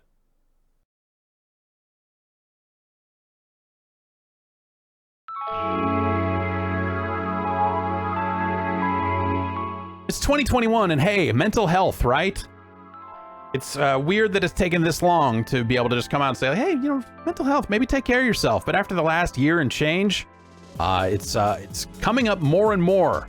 And that discussion's not going to go away. A lot of people are struggling and aren't feeling like their normal selves. Therapy can help. And it doesn't just have to be sitting around talking about your feelings. Therapy can be kind of whatever you want to be. You can privately talk to someone if you feel like you're not dealing well with stress or having relationship issues. Whatever you need, you don't need to be ashamed of what are normal human struggles. You deserve to be happy. You deserve to start feeling better. And now you don't have to worry about finding an in-person therapist near you to help. There's BetterHelp, customized online therapy that offers video, phone, and even live chat sessions with your therapist. You don't have to see anyone on camera if you don't want to. It can be more affordable than in-person therapy, and you can start communicating with your therapist in under 48 hours. Join the millions of people who are seeing what therapy is really about. See if it's for you, because you are your greatest asset. This podcast is sponsored by BetterHelp, and listeners get 10% off your first month at betterhelp.com/bombcast. That's betterhelp.com/bombcast.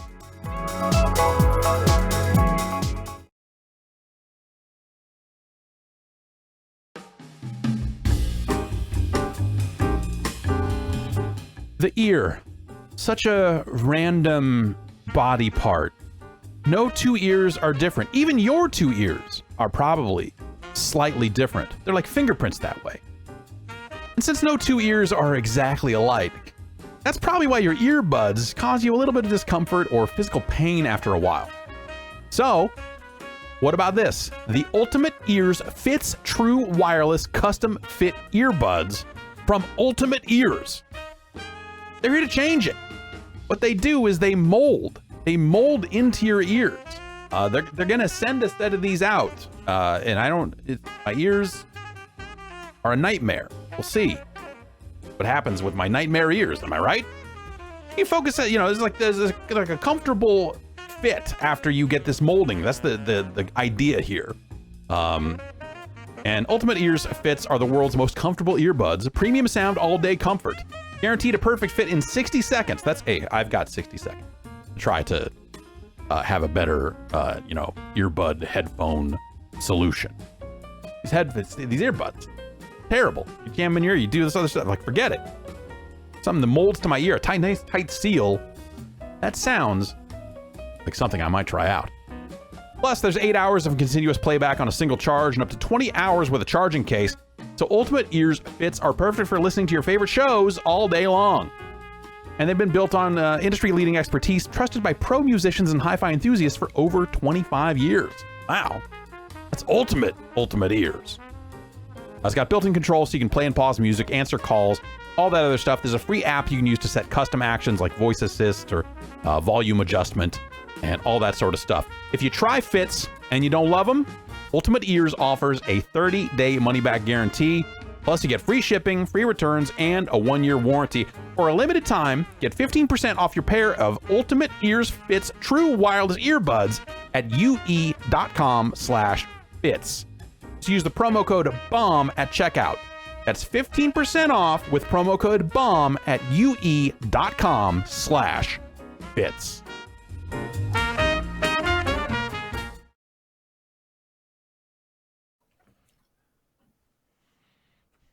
And we're back, and now it's time for emails. Bombcast at giantbomb.com is the email address that you can send emails to, and I will see them. Yeah, I'm looking at these emails. As these folks have over the last week, let's get into it here. This is from Ben in Western Australia. Dear Giant Bomb, me and some friends were arguing about the difference between an RPG and a JRPG when we got to thinking about where the term JRPG originated. Doing some looking up showed that the two genres used to be called computer RPGs and console RPGs until games started to release for both in the 2000s, but that was just one article being referenced on Wikipedia, so I was hoping you could give some insight into when you first started to hear the term JRPG be used. Final Fantasy? Yeah. No. I want to say it was the PlayStation era Yeah.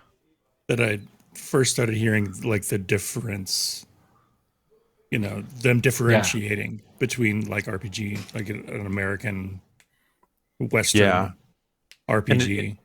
And it's for that exact it's for that exact reason is that you used to think about and computer RPGs at some point started being called like CRPGs in some CRPGs cases. I remember that. Computer.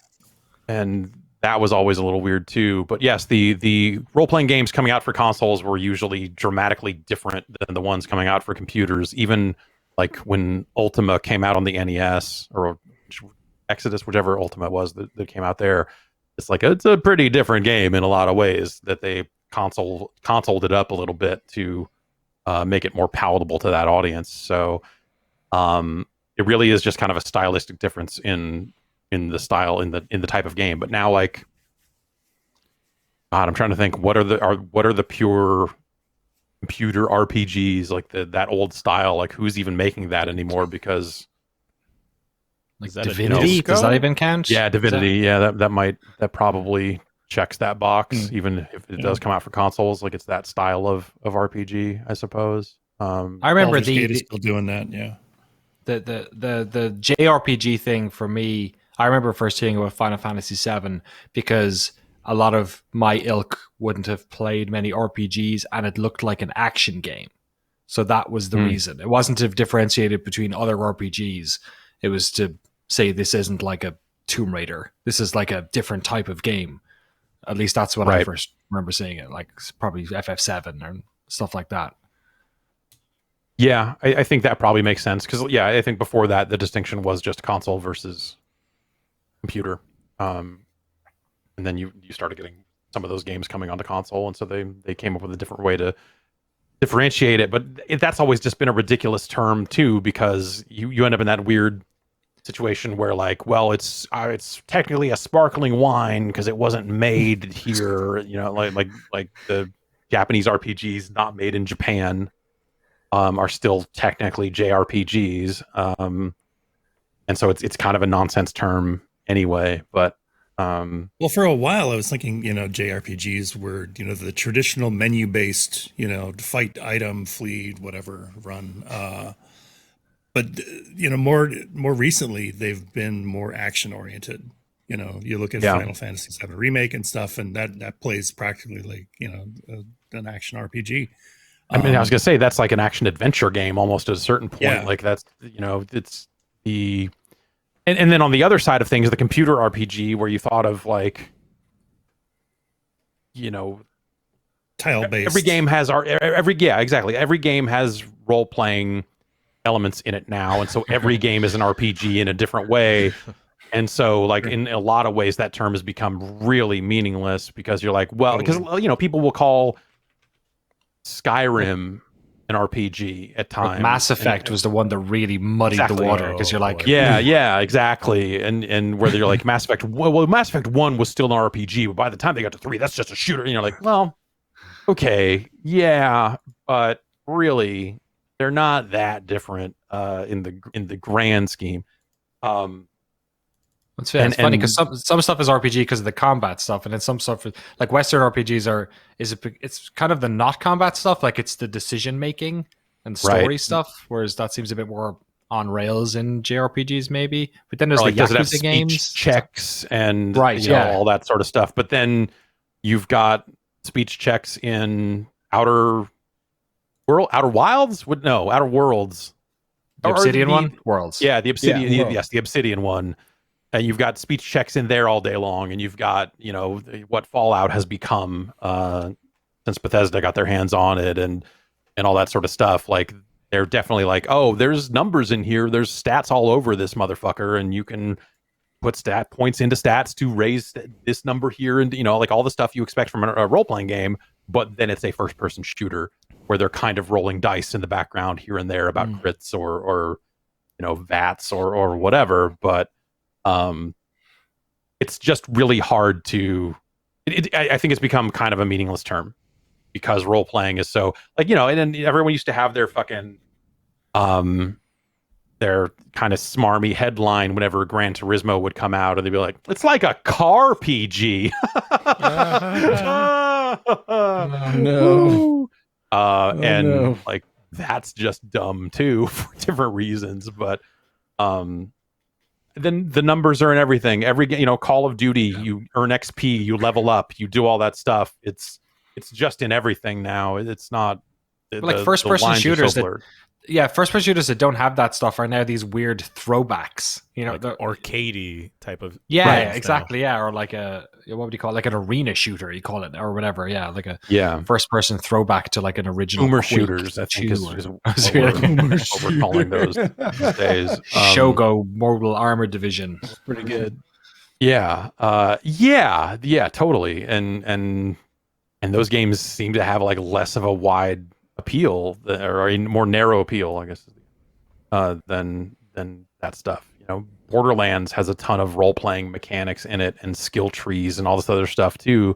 But like, that game is just a first person Diablo, and then that's an action RPG, and then that's, you know, like that. There's layers upon layers where all this stuff became meaningless in a way that, like, game genres have never been more ridiculous, and that's why it's never been more fun to be a genre dick and really try to nail these things down to genre dicks and boomer shooters. Genre dicks. Okay then, Dead Rising. What genre is that? Action adventure. Yeah. Because it has quests and you have an inventory that differentiates it from a typical action game. And that's why it is action adventure. What about what's the latest Yakuza? The one that I really liked? Like a Dragon. With the new guy, Like a Dragon? Yeah, what is that? That is, yeah, that's probably a JRPG. Is there a difference between a JRPG and a Japanese RPG? No. Isn't that what that means? That's what I mean, no, but also, like, yes, in so far as like JRPG, I guess probably the right term is like, it is a traditional console style RPG. Right? It's you know, you're running around an overworld, you're getting into fights. The fights are turn-based, and you know, like to that extent, and you're kind of playing it that way. Like, there's a lot of different trappings and a lot of different things around the edges that blur that line, but at the end of the day, it is closer in scope and or closer in style to Final Fantasy VII than like the previous Yakuza games. What about a Pokemon game? Is a Pokemon game a JRPG or a turn-based RPG type PRPG? of thing? It can be just a turn-based. I mean, most JRPGs are turn-based, so it's kind of there is usually a turn order in there. So it's not fully real time. So those are not a JRPG though. No, that's a strategy game. That's a turn-based. That's TBS. That's turn-based strategy. Totally different thing. It's not RTS. Was TBS ever a thing? No. Like more recently, it is kind of, but only in people that are already running so deep in that circle. Like there's probably someone on Quarter to 3 talking about a TBS right now. Genre dicks. Yeah. It's a collection. It's a collecting game. You have to catch them all. Dylan in Vernon, British Columbia writes in and says, I have a question. Do you prepare for quick looks ahead of time or you just hit record and see what happens? Both. Both. Absolutely both. I think different games and inspire different styles, different levels of prep. Sometimes people have spent hours and hours setting up the exact right, like this is the right part to show for this game. And then we've gotten a game in and be like, let's just record this right now. Let's go put this disc in and hit go and record the first hour of it. And we just try to be upfront about that to say like, hey, this is my first time playing this, or hey, I've put this much time into it, so people get a sense of like what the situation is. But there's no hard and fast rule. I've definitely like rehearsed like the night before, like gone through like a dry run to see how long it is. Essentially, like the stuff that I want to hit. I'm like, okay, it's about 40 minutes. Yeah, that should be good. That's quick. Yeah, it's quick. I mean, I ended up streaming Mass Effect for 2 hours, and we called that the quick look. And it's kind of just you're looking at 3 games, so that is pretty quick. Yeah, it is pretty quick in the grand scheme. I think it's different games kind of, and I think different people have different approaches. Also, there's no kind of hard and fast rule for that stuff. Seth from Pennsylvania writes in and says, I wanted to add to the Pokemon vegan discourse and say that people absolutely eat Pokemon. We talked a lot about Pokemon stuff last week. I'm sorry for poisoning this website with Pokemon sometimes. This goes on. Back to me now. My favorite Pokemon of all time, Farfetch'd, is on the brink of extinction because of those animals. Here's a description of Farfetch'd from the anime. A wild duck Pokemon, Farfetch'd makes a delicious meal, especially when cooked with leek. Because of this, Farfetch'd is nearly extinct. Wow. Some motherfuckers out here eating Farfetch'd. To be fair, a Farfetch'd looks delicious. It's a duck. Yeah. And you get like a foie gras Farfetch'd. Is that banned in the Kanto region? In Galar, it's perfectly fine, apparently. Yeah, those people don't give a fuck. He's holding some sort of seasoning as well. I mean, some sort of like vegetable. Cook me. He's asking for it. Yeah. Whoa. Victim blame Bacalar over here. Yeah, I don't know, Just man. saying, Farfetch'd, you look delicious. Maybe carry a knife instead of a leek, Yeah. Maybe that's the move. Or a bash. Maybe defense, right? Yeah. Seth goes on about the other topic we covered around Pokemon last week. And says, I hope it's not the fucking part, because it's the other part. Yeah, it is the other part. It was real wild catching up with what I missed last week, guys. Yeah. You weren't here to keep it on the rails. To add to Jan's sexy Pokemon list, which is a charitable way to refer to it, I feel that Mr. Mime has to make the cut. I mean, especially when considering the obvious affair between Mr. Mime and Ash's mom. I feel like Seth from Pennsylvania is revealing some of Seth from Pennsylvania's own personal preferences there. But if Ash's mom finds Mr. Mime fuckable, then good on her. That's great. I personally am not into Mr. Mime that way. I mean, I'm into Mr. Mime. Yeah, I'm into his shit. I dig his shit. Okay, yeah. Now you're talking. Now we're talking. All right. Yeah. Piss up front, and now comes the real talk. I just don't think the fucking element is there for me. Okay, so you're like you're looking for like German Pokemon shit tapes, like no, old school pre-cleanup Times Square, I didn't mean duty. I just walk meant into in the the stores, way. go like this, and they go like, didn't the mean- fare for you is in the back, Mr. Bacalar. I didn't mean the duty. I Okay. meant like when someone says like, "Oh, I love your shit, man. I love Mr. Mime shit. I love his shtick. I love his gimmick." No, I get You you. know, Oh, but hey, just believe not me, trying I'm, to fuck him. Yeah. I'm picking up what you're putting down. Okay. You know, As someone who once bought a Jen's like with the food late, tape in pre-cleanup Times Square, I'm picking up what you're putting down. Mr. Rhyme, which is the evolution of Galarian Mr. Mime, kind of Mhm. looks like a pimp. Oh. What? He's rocking a Yep. cane. He does with those crazy eyes. Yeah. He's got And the then he has crazy another eyes. face on his tummy. What? Now that's Yo, pimping. I don't. That's a lot of. You know what's kinks. amazing is like I know so little about Pokemon, and just I've Good. learned more in these 2 weeks than I ever thought I would. So thank you, Jen. It's all about gambling and fucking and and eating them. It's beautiful. Pretty much. in your condo and how you design your own condo in the tower. Yeah. Yep. Is there a far-fetched model for Tower Unite? I'm gonna go in there and see if I can get eaten. Probably. Yeah, I'm showing up oh, as Mr. Rhyme in Tower Unite, though. Let me tell you.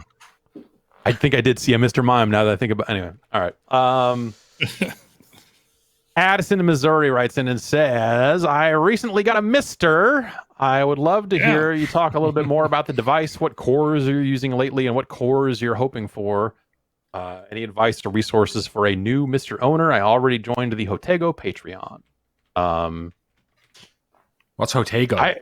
Hotego, it's a guy who is making new cores for the Mister, cool. and has been focusing on a lot of Capcom arcade stuff. So he did Like all the CPS2 stuff, CPS2 most recently, and also he did Contra and Double Dragon 1 and 2, but also like a lot of early Capcom stuff like Speed Rumbler and Legendary Wings and that sort of stuff.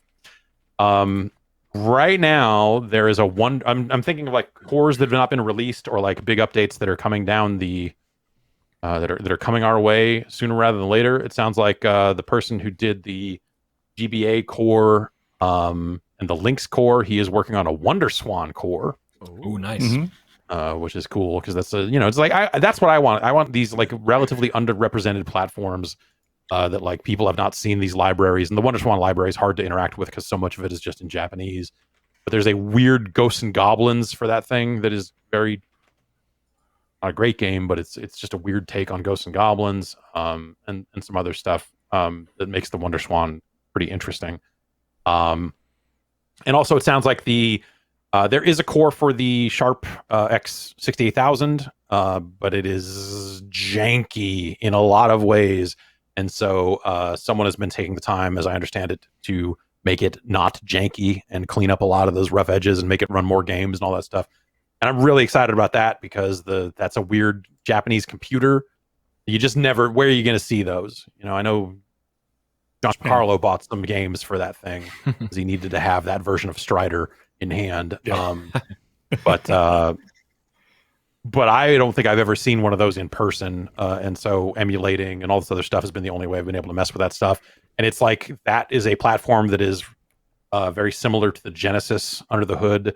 And so a lot of those games, or some of those, and also to Capcom's arcade stuff. So some of Capcom's arcade stuff of that era was made on that computer. And so it's less interesting now, but you can get a really close to arcade version of like Final Fight on that computer. Because it's kind of the same hardware in a lot of ways. That's less interesting now because you can just go ahead and play the arcade version of Final Fight on this thing or emulate it anywhere. But I'm just fascinated because it's a platform I don't have a ton of exposure to. So that's the stuff I'm really looking forward to, and I hope that someone does Neo Geo Pocket Color at some point. There's talk about Mortal Kombat and like that type of midway stuff being done eventually, which would be nice. There's been some drama around the PlayStation Core recently, where the person who was working on that seems to have hit a wall with one of his collaborators and has walked away from the project. But someone else may pick that work up at some point.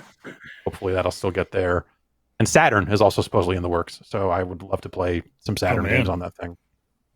Did I tell you about the arcade not the MAME machine I got that I built recently, but around CES time, this company II Arcade sent me their product. Did I tell you about this? Have you heard about it? No, I have not. So they make an Android-based arcade system that you buy the thing and then you shop in the store and you download all the games. And it was so weird because they were very desperate to send me it. I was like, look, you can send me this thing. I can't promise you I'm going to play it. I'm just telling you right now, send me, if you want to send me it, send me. Can't promise you anything. They sent me it, and preloaded, there are like 12 games. So there's like Dragon's Lair on there.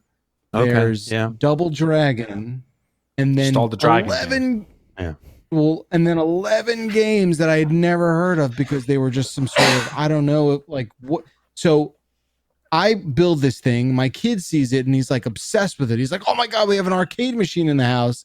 And he becomes entranced with like very strange, I guess, their origins are unknown to me, but Are like XD, so I'm going to guess here. Do you have a list? Is Robbie Roto on that list? No, I don't think so. Are they all made by Exidy? So wait, so let me EXIDY.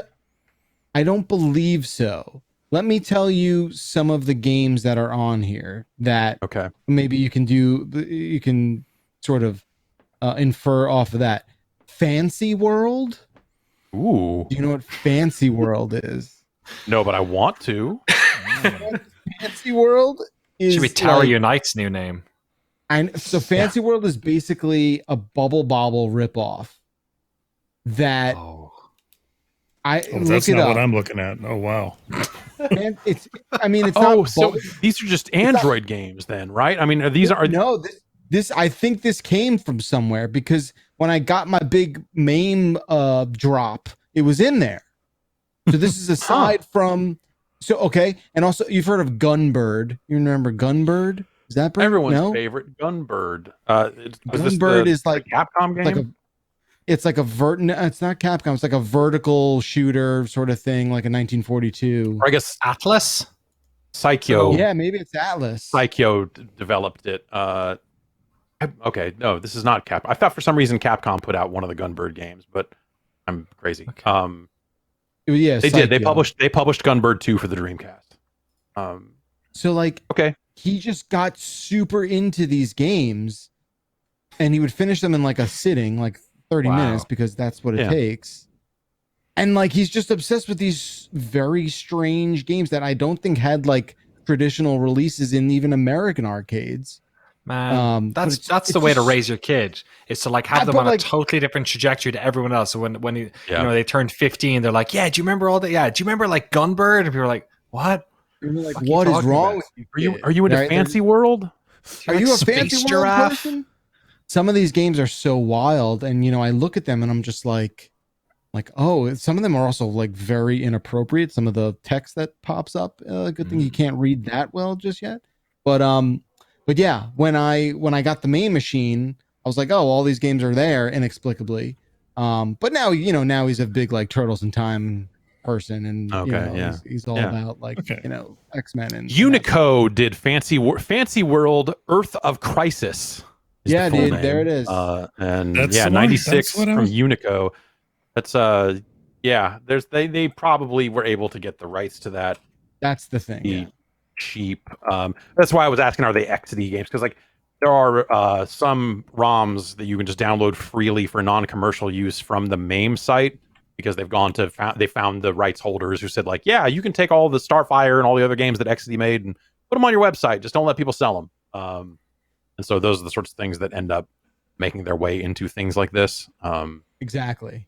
It's also very funny. Like there are a lot of very clearly Street Fighter ripoffs in a way that like, E Honda just looks exactly like the same pose and the same like get up and this whole thing. And they're called like Battle K Road. And you're like, oh yeah, Battle K Road. Yeah, Battle K Road.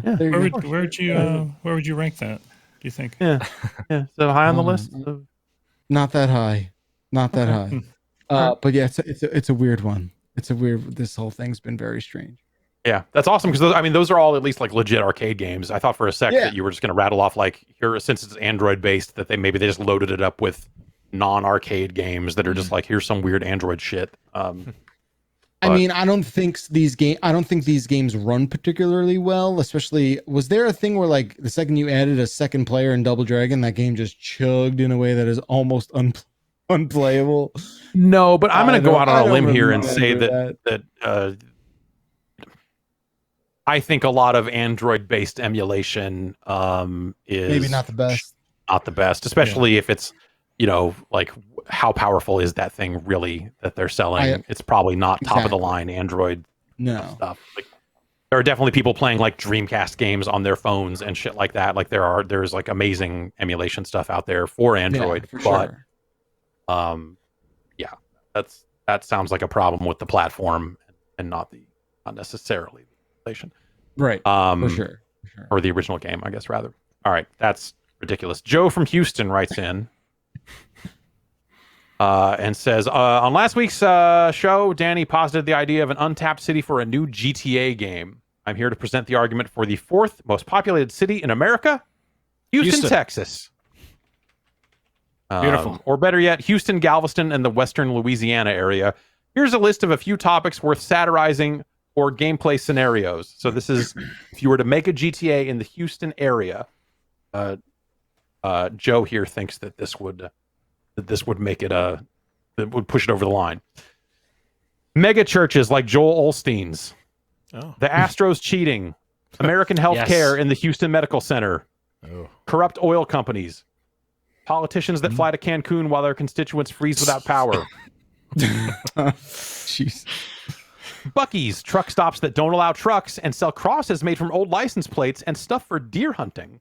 They have Buc-ee's. I love Buc-ee's. I've been to that Buc-ee's between, where is it? Austin, Dallas. It's good stuff. Yeah. That sounds exciting. Riding horses in the Aldine area, stealing a fucking space shuttle from the Johnson Space Center. All right. Yeah, this isn't bad. Yeah. Driving an hour away to Lake Charles to gamble. Okay. White supremacists in Orange, Texas, along the Louisiana border. Fun. Gentrification in East Downtown, or its shitty marketing name, the Edo, EADO, and Montrose. Oh, God. Edo. And income disparity with the Third Ward and River Oaks. Yeah. Let's go. Yeah, you could definitely do something with that. Just sold me on that idea. Yeah, sounds good. How close is Houston and New Orleans? They're on the Gulf, but I guess in GTA world you could do a bit of a you kind of just contract that stuff. And the city is also a highway dense sprawl that takes less than 2 hours to get into Galveston or Lake Charles from the center of downtown. So yeah, it's not. Yeah, they could squeeze all that in there, right? Yeah. That sounds like a good time.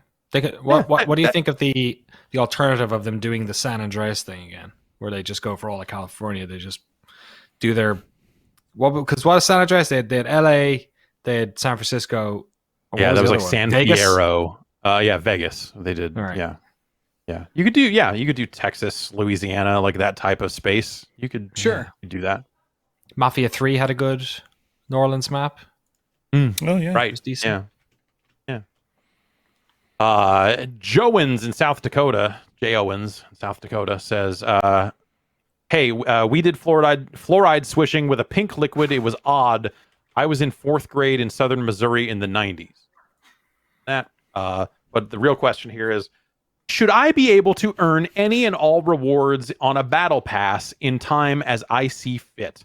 I have 8 Call of Duty battle passes, all earning XP until I get all the things. I did pay for it after all. That's so battle passes are seasonal. They expire. And so you have X number of days to get as high as you can on the battle pass to unlock stuff. And so if you want the level 100 skin, you got 90 days to get it or whatever it ends up being, and then it's gone.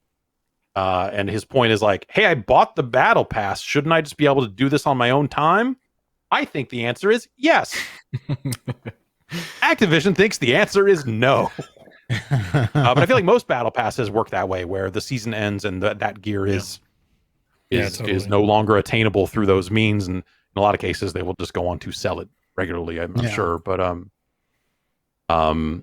they put music on the battle pass. This I think they did last year also, but like so in Warzone you can put a soundtrack on your vehicles. So like when you jump in a Jeep, it'll play this tape. And some of those are like, here's music from Black Ops 2, here's music for this. But because Cold War is such a 80s themed thing, they were like, fuck it, here's an 80s rap tape, and it's got Salt and Peppa's Push It on it and some other I'm just stuff. angry. I'm angry. This is straight up ripping off Battlefield Vietnam, and they know they're doing it. This is just right. Come on. If I want to listen to Creedence, you could pop your own CD in that too, because they just ran off the disc. So I think it was a folder maybe. So you could just have like, I don't know, the latest Korn or Analysis War song, just like Analysis running real good. Keep plugging the band in. In your Huey. Yeah, you get in. Yeah. Chop suey in your Huey. I like this. There's something here. There's money to be made. Jesus. Cam from Kansas City writes in. Here's the subject line of this email in all caps. There is a Bakugan monster truck. Oh, thanks, Cam. Sick. The bio on the monster. The bio on the Monster Jam official website is as follows. In the Bakugan universe, the Dragonoid has long been known as a character that can evolve on its own. In 2019, that evolution has hit a level never before seen as the Bakugan Dragonoid Monster Jam truck becomes reality. The Bakugan Dragonoid is regarded as the most powerful species. Looked upon as the leader of the Bakugan, the powerful Dragonoid utilizes a combination of skill, agility, intelligence, and cunning to gain the upper hand in any situation presented. The legacy of the Bakugan Dragonoid will serve the newest creation well, as the Monster Jam truck will be called upon to face formidable foes in each competition. I'm just going to read the rest of it. Fans will recognize the unique aspects of the Bakugan Dragonoid as obvious characteristics of the Monster Jam truck. The super sharp horn provides a prominent introduction to the beast, supplemented by the sharp teeth and steely eyes that mean business. The swooping profile of the powerful wings add a dimension of intrigue that will make fans wonder when the Dragonoid will take flight. Oof. The world of Monster Jam becomes the next challenge for the Bakugan Dragonoid. I mean, it looks good. Truck's got a horn. It's got a horn. It looks cool. Most trucks have horns. Beep, beep. They beep in the key of F. Generally. Nice. Nice. Which fictional universe do you think deserves a monster truck? I mean, we're already at Bakugan. Could we do? Yeah, they reached. Could we do a Power Rangers? Like, could you do a series of trucks that forms together into a mega truck, like a truck Zord? Don't do this to me. I can't get into monster trucks if you include the Power Rangers. I can't. I can't go down this path. Could we have a set of trucks that turn into a gigantic robot and Ninja Turtle trucks? There must have been one. Has there not been one? Like I don't one that know. looks like Really? the What I've heard news about van. Yeah. You need the new. yeah, like April's van for sure. Hanna-Barbera monster trucks. Okay, yeah, just wacky races, but monster trucks. Nice. Monster trucks, yeah. That's that pretty soul. cool. I'm definitely sold.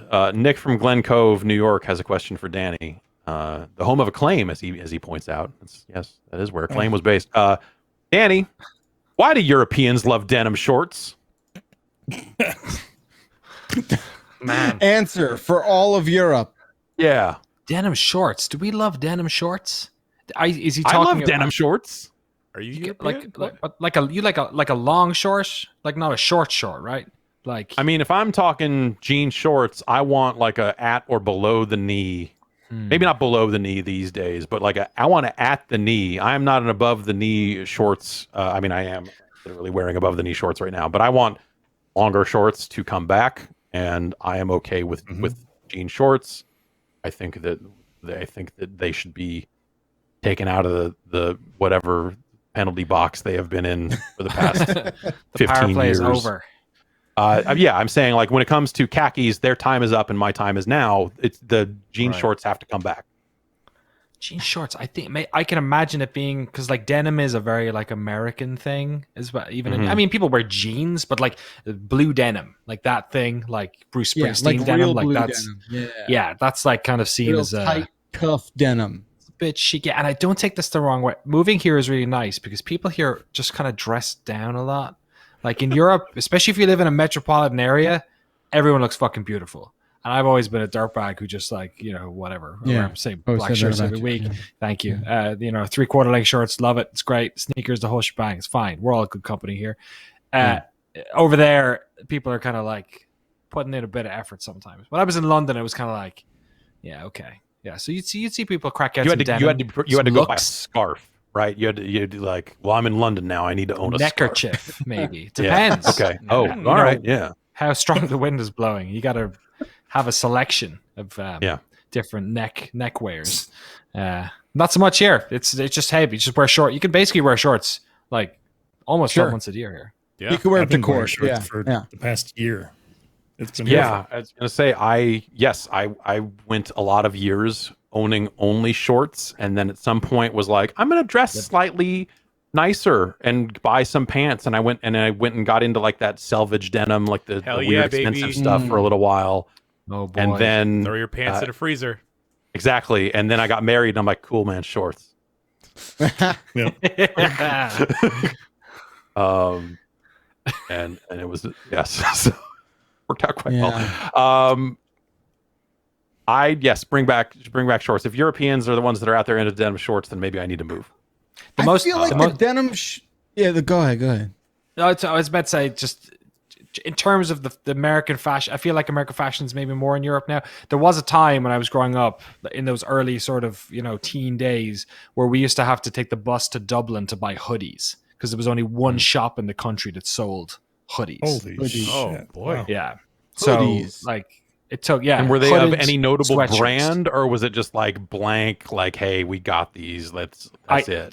The shop, anyone who's in Ireland knows the shop, Asha and Stephen's Green Shopping Centre upstairs. They probably were getting a lot of blank ones and printing their own stuff because it was basically like every band you could imagine. They were all black mostly. And then there was one or two skate shops that were in Dublin. There was like no skate shops. For years later, there was, but we're in my little town. But yeah, so you basically take the bus up, do the rounds of like the 3 cool shops, and then go home with your like, €100 you had to buy, a shirt and a hoodie. They got all these Static X hoodies in stock. I gotta go grab some. I'll go on a bus for 4 hours for that. Sure. I feel like that is jean long bus. shorts. Yeah, it was fine. Jean shorts seem really uncomfortable and defeat the purpose of what the short is meant for. Isn't that a circuit? That's like a ventilation purpose. Too warm. And I feel like if I'm wearing shorts, I almost want them to be. I want them to be very lightweight. I want them to almost. I don't know if I need them to be mesh. I don't know if I need like Umbros, but you know what I mean? Like whenever I used to wear jean shorts, I would always be like, I might as well just be doing the pants thing. It seems. Are they tight? Are these tight or are they baggy with like a chain? You know what I mean? It depends. They come with a chain. Yeah. Take the chain off if you don't want it. They're assuming you want the chain. So, I mean, think about it in a California term of it's That's never right. quite No cold enough seasons. here Yes. to have to wear pants. And so the idea of like, here's some shorts that are a little bit thicker, like that actually can be welcome if you're wearing them in November. Interesting. And now that it never rains here anymore, and we're just in this eternal drought, shorts, let's bring them back. You won't get wet. Yeah, there you go. Yeah. I'm ready. Exactly. I'm ready. I'll go as high as waiting. mid-thigh sometimes if I'm feeling a little spicy. Oh, really? That's some around the house short. I don't Mid-thigh. know. That's some. No, I let him loose. Wow. Yeah, well, John, if you you're should sitting move to down. Europe. You got You're no too well- choice. Yeah. You're too well dressed for this place, man. You should move to. Yeah. Nonsense. Yeah, Rome. you're London bound. Yeah, Rome. All right.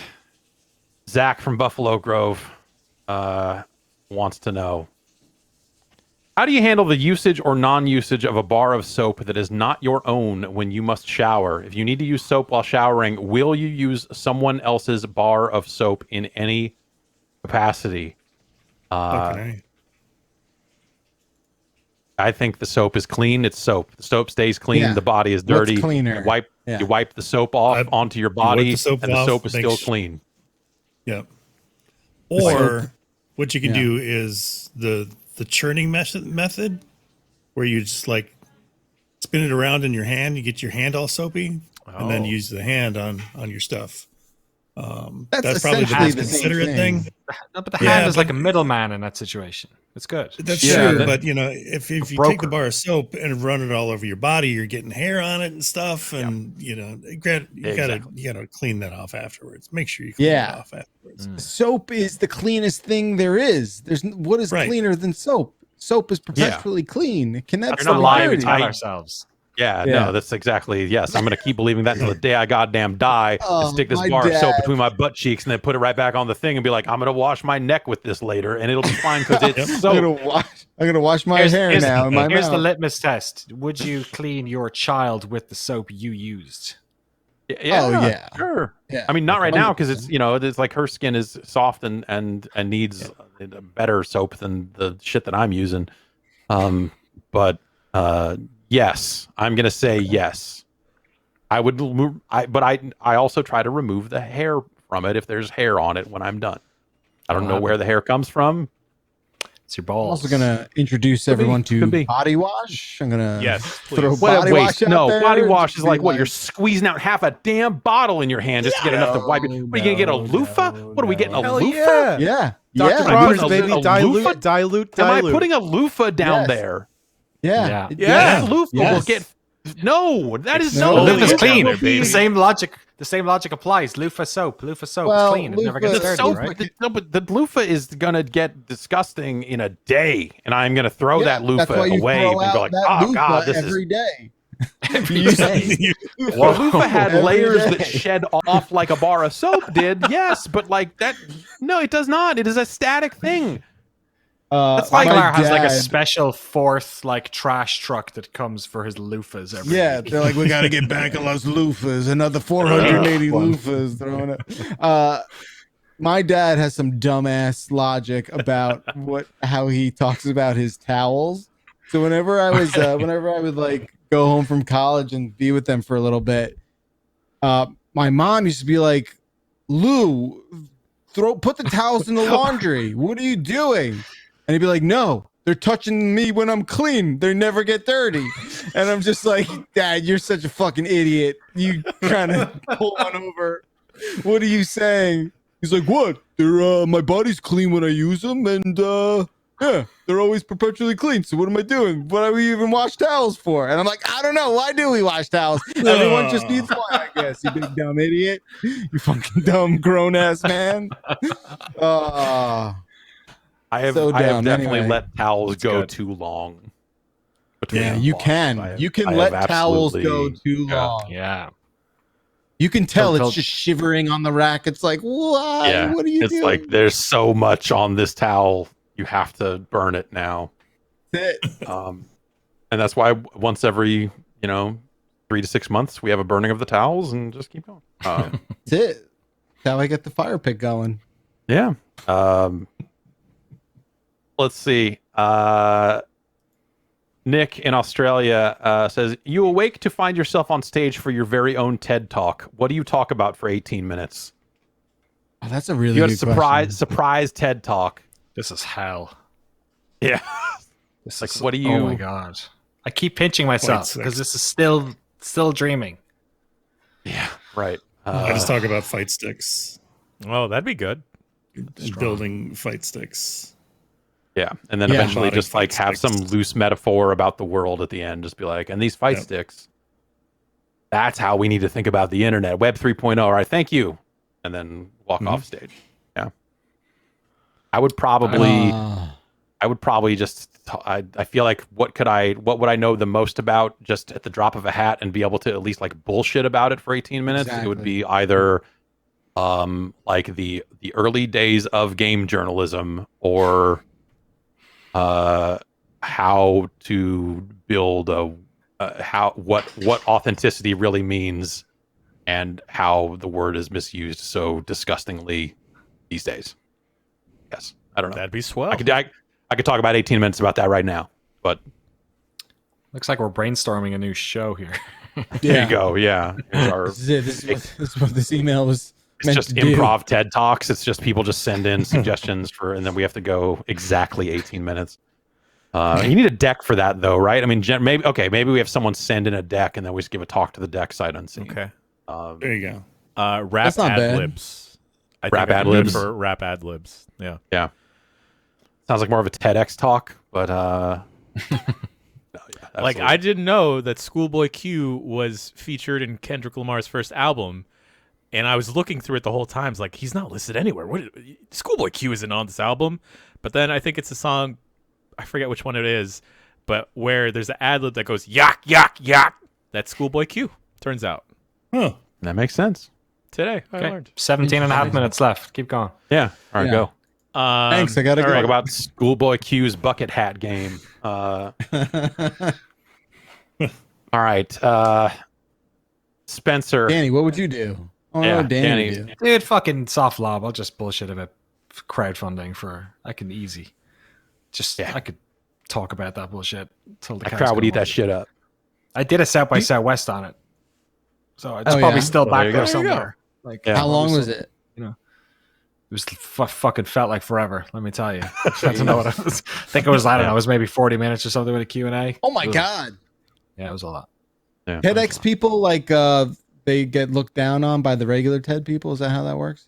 I assume so. I don't know. I'm not at all They're just plugged into like- any of that, but I figure like, oh, TEDx. Yeah, anyone. Oh, yeah. Yeah. Oh, give your TEDx talk. Like, yeah, like why don't you the go talk indie to your wrestling. bathroom mirror?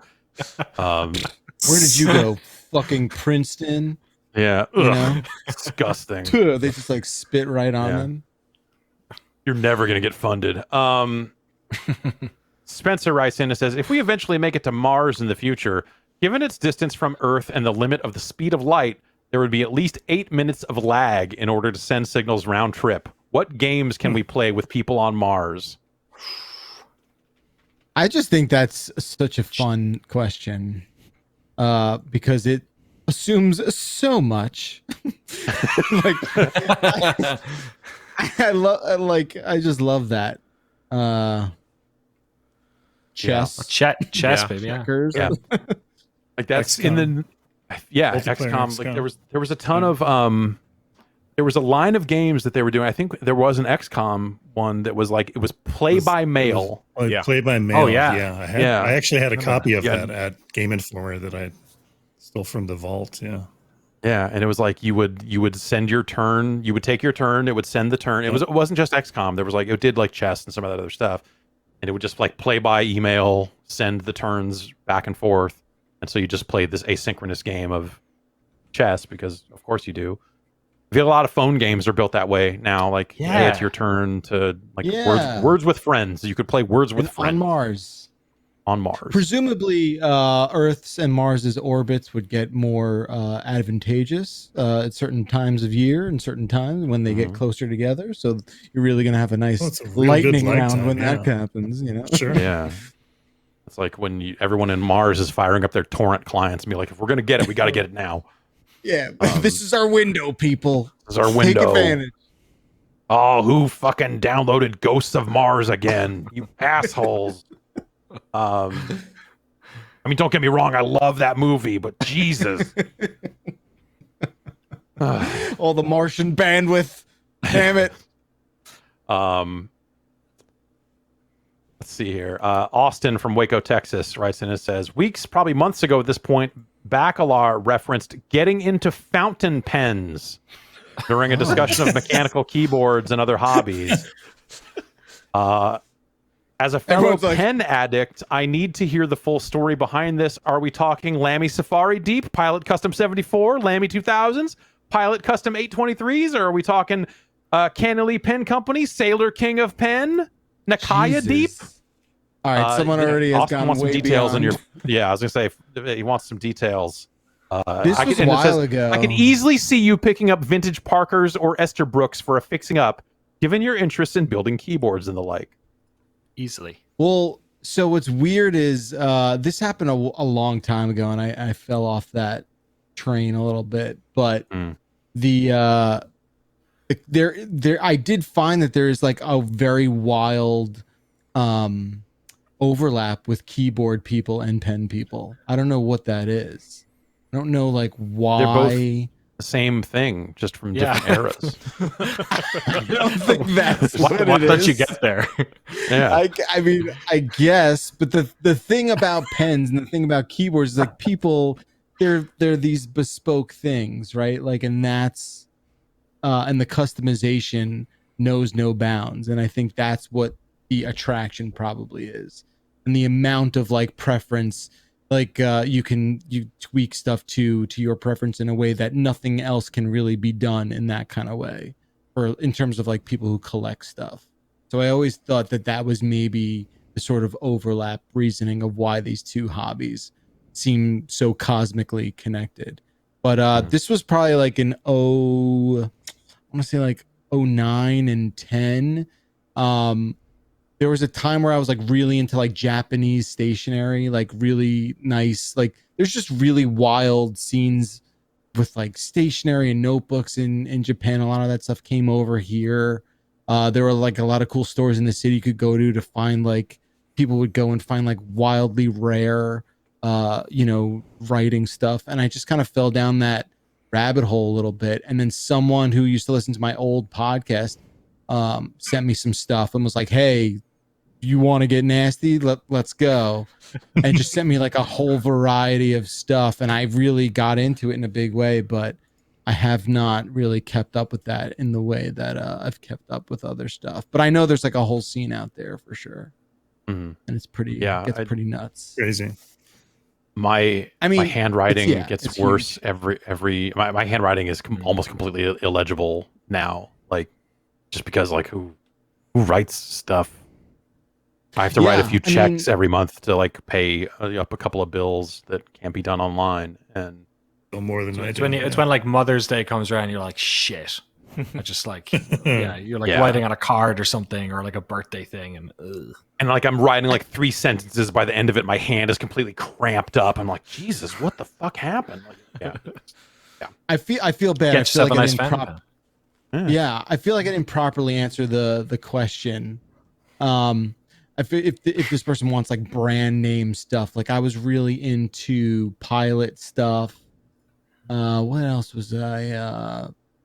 There's a company from North Carolina called Franklin Christoph that I was really into, and the problem with these things is like they are maintenance. Like you got to fill up one of these things. It's not like you just pick up like a pen and it works and you're like sick. Like there's like it could go dry if you don't use it. You don't use it for like a week, it goes dry, and you're like, well, shit. This thing that's like $80 doesn't work now. And and then there was like this really special paper that you can only get out of I think Japan. It was called like Tomoe River paper. That was like very like it was like almost Bible paper, that kind of paper. It's like super thin, you could see through it, but this stuff would like write so well. It's a whole big time and money suck kind of thing. But again, that scene, like when you sort of like lift the rock up and you're like, what's under there? The shit, like that stuff, it's crazy. I mean, I don't think it's as big as like the keyboard scene, but it is a massive scene out there for sure. Anyway, what were you writing? Yeah, you know what it was? It was so like the cool thing is you can really get very nice inks that like do cool stuff. Like they write green, but then they dry purple. But like, right? Like they do like interesting kind of things. Yeah, like they do. What were you just like? Were you drawing like the cool S and then going like, now it's purple? This is crazy. Hell yeah! Not like calligraphy. A lot of it was weird because I also saw like a lot of people were doing like a lot of marker art and like graffiti art, and then using fountain pens to like complement that sort of stuff with like mixed media stuff. I thought that was really cool.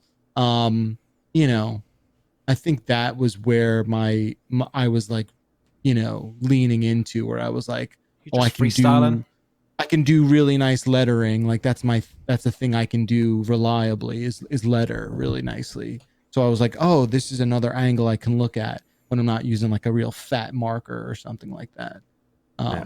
That's cool. So yeah. Beautiful. Yeah, thank you. So not sending letters to people, not actually like no like using pen the pal stationery shit. for all right.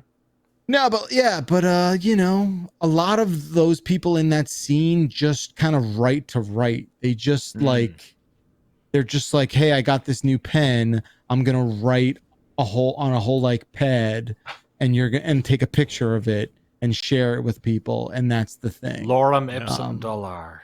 I was gonna say, Yeah, but like if you're doing it to like take a Quick picture Brown- of Quick it, Brown are you Fox shit. writing anything of value or substance? I or is honestly it just think like that is- this looks It's like, good? it's like dancing on your own, right? It's just I'm I think writing that Quick is- Brown Fox has jumped over and then like, look, man, it. The lazy, yeah, wrote I think this. a lot of that is like pen. I think there's a lot of like penmanship porn. I think there's a lot of good Instagram shit. a lot. Yeah, I mean, there's just a lot of Instagram and Reddit shit that has gotten sucked up. I think the biggest dilemma of the fountain pen collector / enthusiast is, what do I write? Right? Like, what do I do with these things? I just envision people writing like "live, laugh, love" over and over again, and then putting it on Instagram, being like, "Check it out, I wrote this." 1,000 likes. Yeah. So I am intrigued. Every now and then I like frequent some of those like subreddits again, and I'm just like, oh, I wonder what's going on in that thing. Oh, they're doing that now. Okay, cool. Okay. And then I kind of fuck off. Yeah. Get back to your Mr. Mime subreddit. Yeah, exactly. I mean, tangentially related, I found out that mild liners are a thing, not highlighters, mild liners. Yeah, So- I think I've heard of that. Yeah, The colors are a little bit more subdued. They're not as fluorescent. they're like so- pastel. Yeah. Yeah. It's a Just Just like the sound drop right. down on Liners. Google Docs, where you just Yeah, pick the exactly. background color. Okay. I mean, you guys know, you've heard of like bullet journal, like Bujo what and that is, Baby? right? Yeah, totally. Yeah. Right, like that bullet journaling and the fountain pen world came like sort of spearheaded at the same time, and I think one hand shook the other in a way that was a very big deal. So yeah, I got my my phone. I can just type things. I can just record. I can talk into it and be like, live, laugh, love, and then that just saved. It'll write it forever. out for me. Exactly. I can print it. No, I get it. Any The color I want. typewriter crew Yeah. is over here looking down at all of Oh, Right. Yeah. Yeah. the Smith Like, we got Corona Tom Hanks. Mafia. Fuck Just, you. It's like, whatever. Fuck It's- you. The one No thing I don't, typewriter comes from a smoke-free home. This listing is bullshit. the one thing I hope doesn't come back when we've gone over this pandemic is the person that is sitting on a corner of a street with a typewriter writing poetry, asking with like a donation hat in front of him. Wow. It's like, thanks for this 3-line poem that you wrote It's deep. and wasted this whole It's paper. deep. Cool. Yeah. I think Beautiful. that's obviously a thing people hear about all the time. It's like, why are you investing in writing, you insane person? It's 2021, right? But like, I think for a lot of those people, it's the same as like, why do you get a paintbrush and paint? That's what I really think it sort of is. It's a different kind of expression, but it's also very frustrating. It's a frustrating hobby. There is a lot of stuff in it and then you got to like clean the goddamn things. Oh, It's a lot. It's a lot. Let's get But, Mark Echo on the phone, and this is now getting up to Contents Under Pressure 2 is going to be all about fountain pens and fountain pen hell yeah. art onto stickers, and then you're slapping those on trains. Hell yeah. Spending 11 hours on each eggshell sticker that you're trying to throw up and just being like, Yeah. oh, I got to throw this one out. I screwed up. Yeah. Yeah. Okay. Last question here.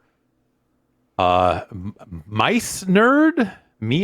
Anyway, one of those pronunciations is probably close. Is eating a grass type Pokemon vegan? I feel like eating a Bellossom or a Bellsprout, you'd be fine, but something like a Bulbasaur might be stepping over the line. They're all sentient though, so I'm not sure. Thanks. And there are definitely some Pokemon that are clearly sentient plants, but they're sentient. Yeah. Like talk, like say their Yeah. name, right? It's not. They're intelligent. Right. I feel Well, like so do cows, right? fair enough. They say their They're own name. vegan. Yeah. They're just in a different language. Is there Right. anything vegans eat that you could say is like living, like a mushroom, or I guess Maybe a everything's mushroom. living. If you It's ate like- a Venus flytrap, is that Yeah, or like they don't eat crickets or any of that, right? Like you don't. No. you don't I would fry- think a that vegan would does not not be eat vegan. crickets. Yeah. Probably not. Yeah. Mm. Plant.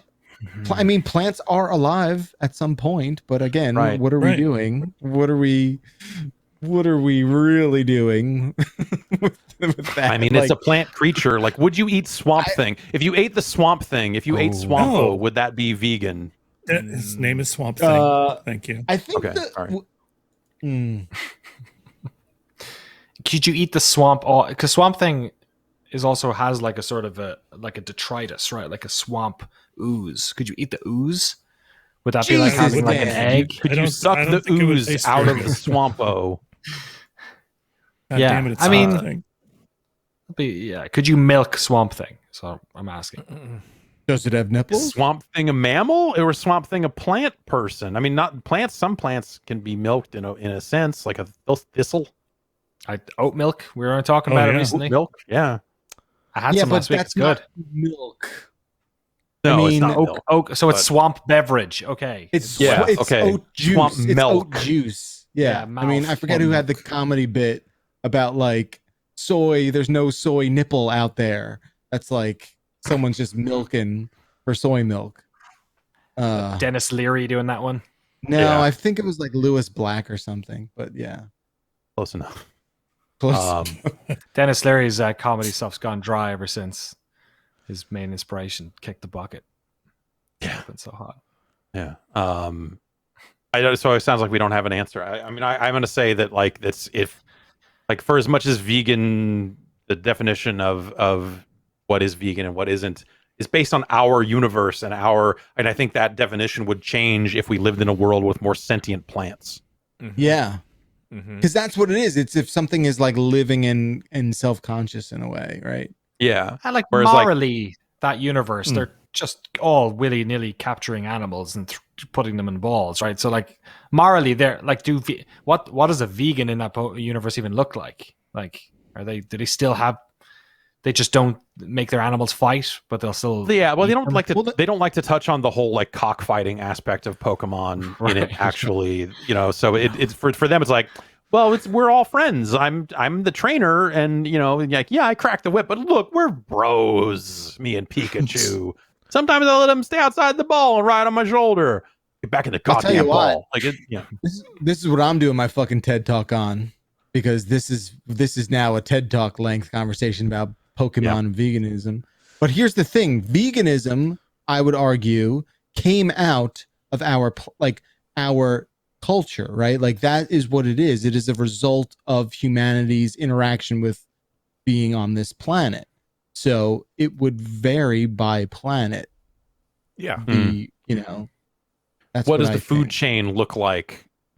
Where Pokemon takes place, like where It seems complicated. Yeah. You think a Pokemon has ever eaten a person? Probably. Oh yeah. Do Pokemon Right. do Pokemon eat other Pokemon? Oh, 100%. Yeah, Oh, yeah. That's not even an issue. Okay. Like Gotta a eat Snorlax something. has definitely grabbed an Oddish, looked at it, and then just thrown it in its mouth. Jan, do Pokemon bleed the same color? They all do. Is there a lot of Poke blood? I don't think I've ever seen blood, but they get bruised up really bad. There's actually in the comic books, I think a Charmander got sliced in half, I think. Jesus. Yeah. Fuck. Dark. But there was no blood. So maybe Oh, they it was don't like a like a laser section sword or of, something like, that just meat. cauterized the Yeah. wound as it went. Yeah. Yeah. Smart. And Yeah. they like. I would assume there's a procreation element to the whole Pokemon thing too, right? Like they gotta. They They get gotta there's bring- eggs. There's eggs They in the introduced Pokemon world. genders Okay. at some point as Seeds. well, and yeah. Yeah. Do all of them And- have multiple genders? Most of them. Okay. Then Like- how are the ones that don't? Well, where do some of they those come are like from? more kind of like machine based or Got it. mystical. Kind of thing. Yeah. Got it. Okay. Like a female Pikachu has a heart on its tail versus the Heart hard on? edges. Could you say that again? Heart on Mhm. its Heart tail. on its Okay. tail. Oh, All right. All right. Okay. Change my notes Is here. that like- Yeah, I gotta update the Wikipedia. Hold on. Yeah. Okay. All right. I love it. That's- That's our I'm into that's it, our Ken. Pokemon Thank breakdown for the week. Oh boy. Tune in next week. We'll It's a get good into question the from the chat ethics here of from Pokemon. Monkey Nuts in the chat. Is there a female Mr. Mime? Mrs. Mr. Mime. I think Yeah. there Mrs. Mime? is. It's got a. Okay. Is it like Pac-Man style? Is a It's got a female bow. Pikachu called something got a else, bow. Ken?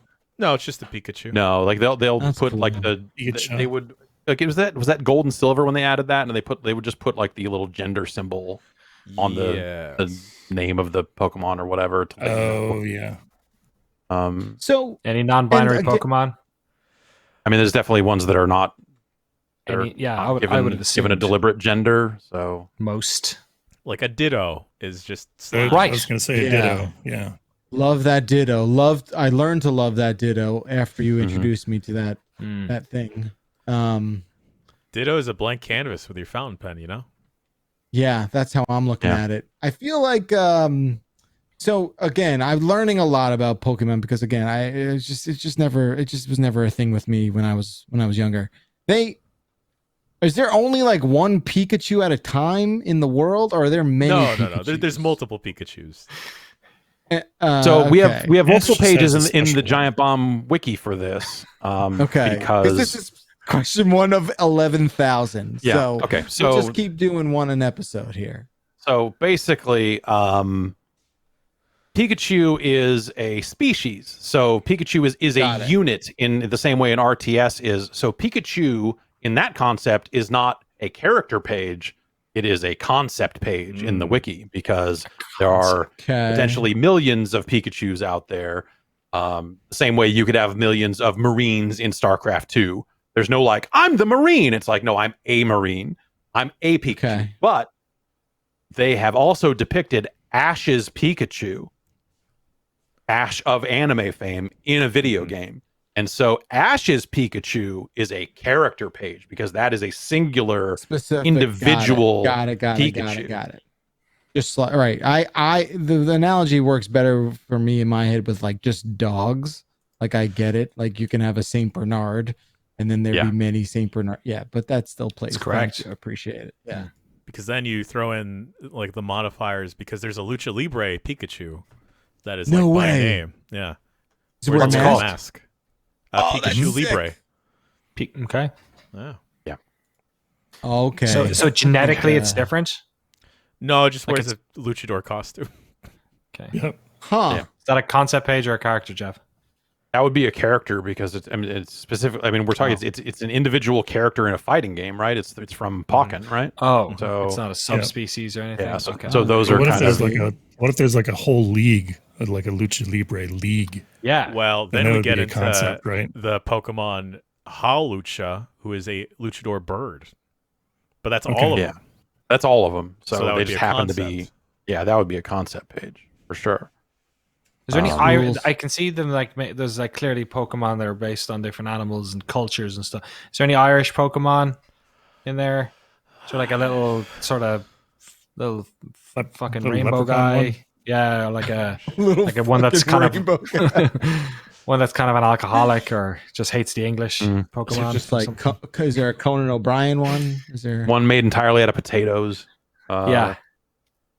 Yeah, let's Mr. keep Mime going. with a hat on, maybe. Yeah, let's keep digging. Yeah. Let's keep digging You You here. could spin a Uh, Pokemon to be Irish, yeah. sure.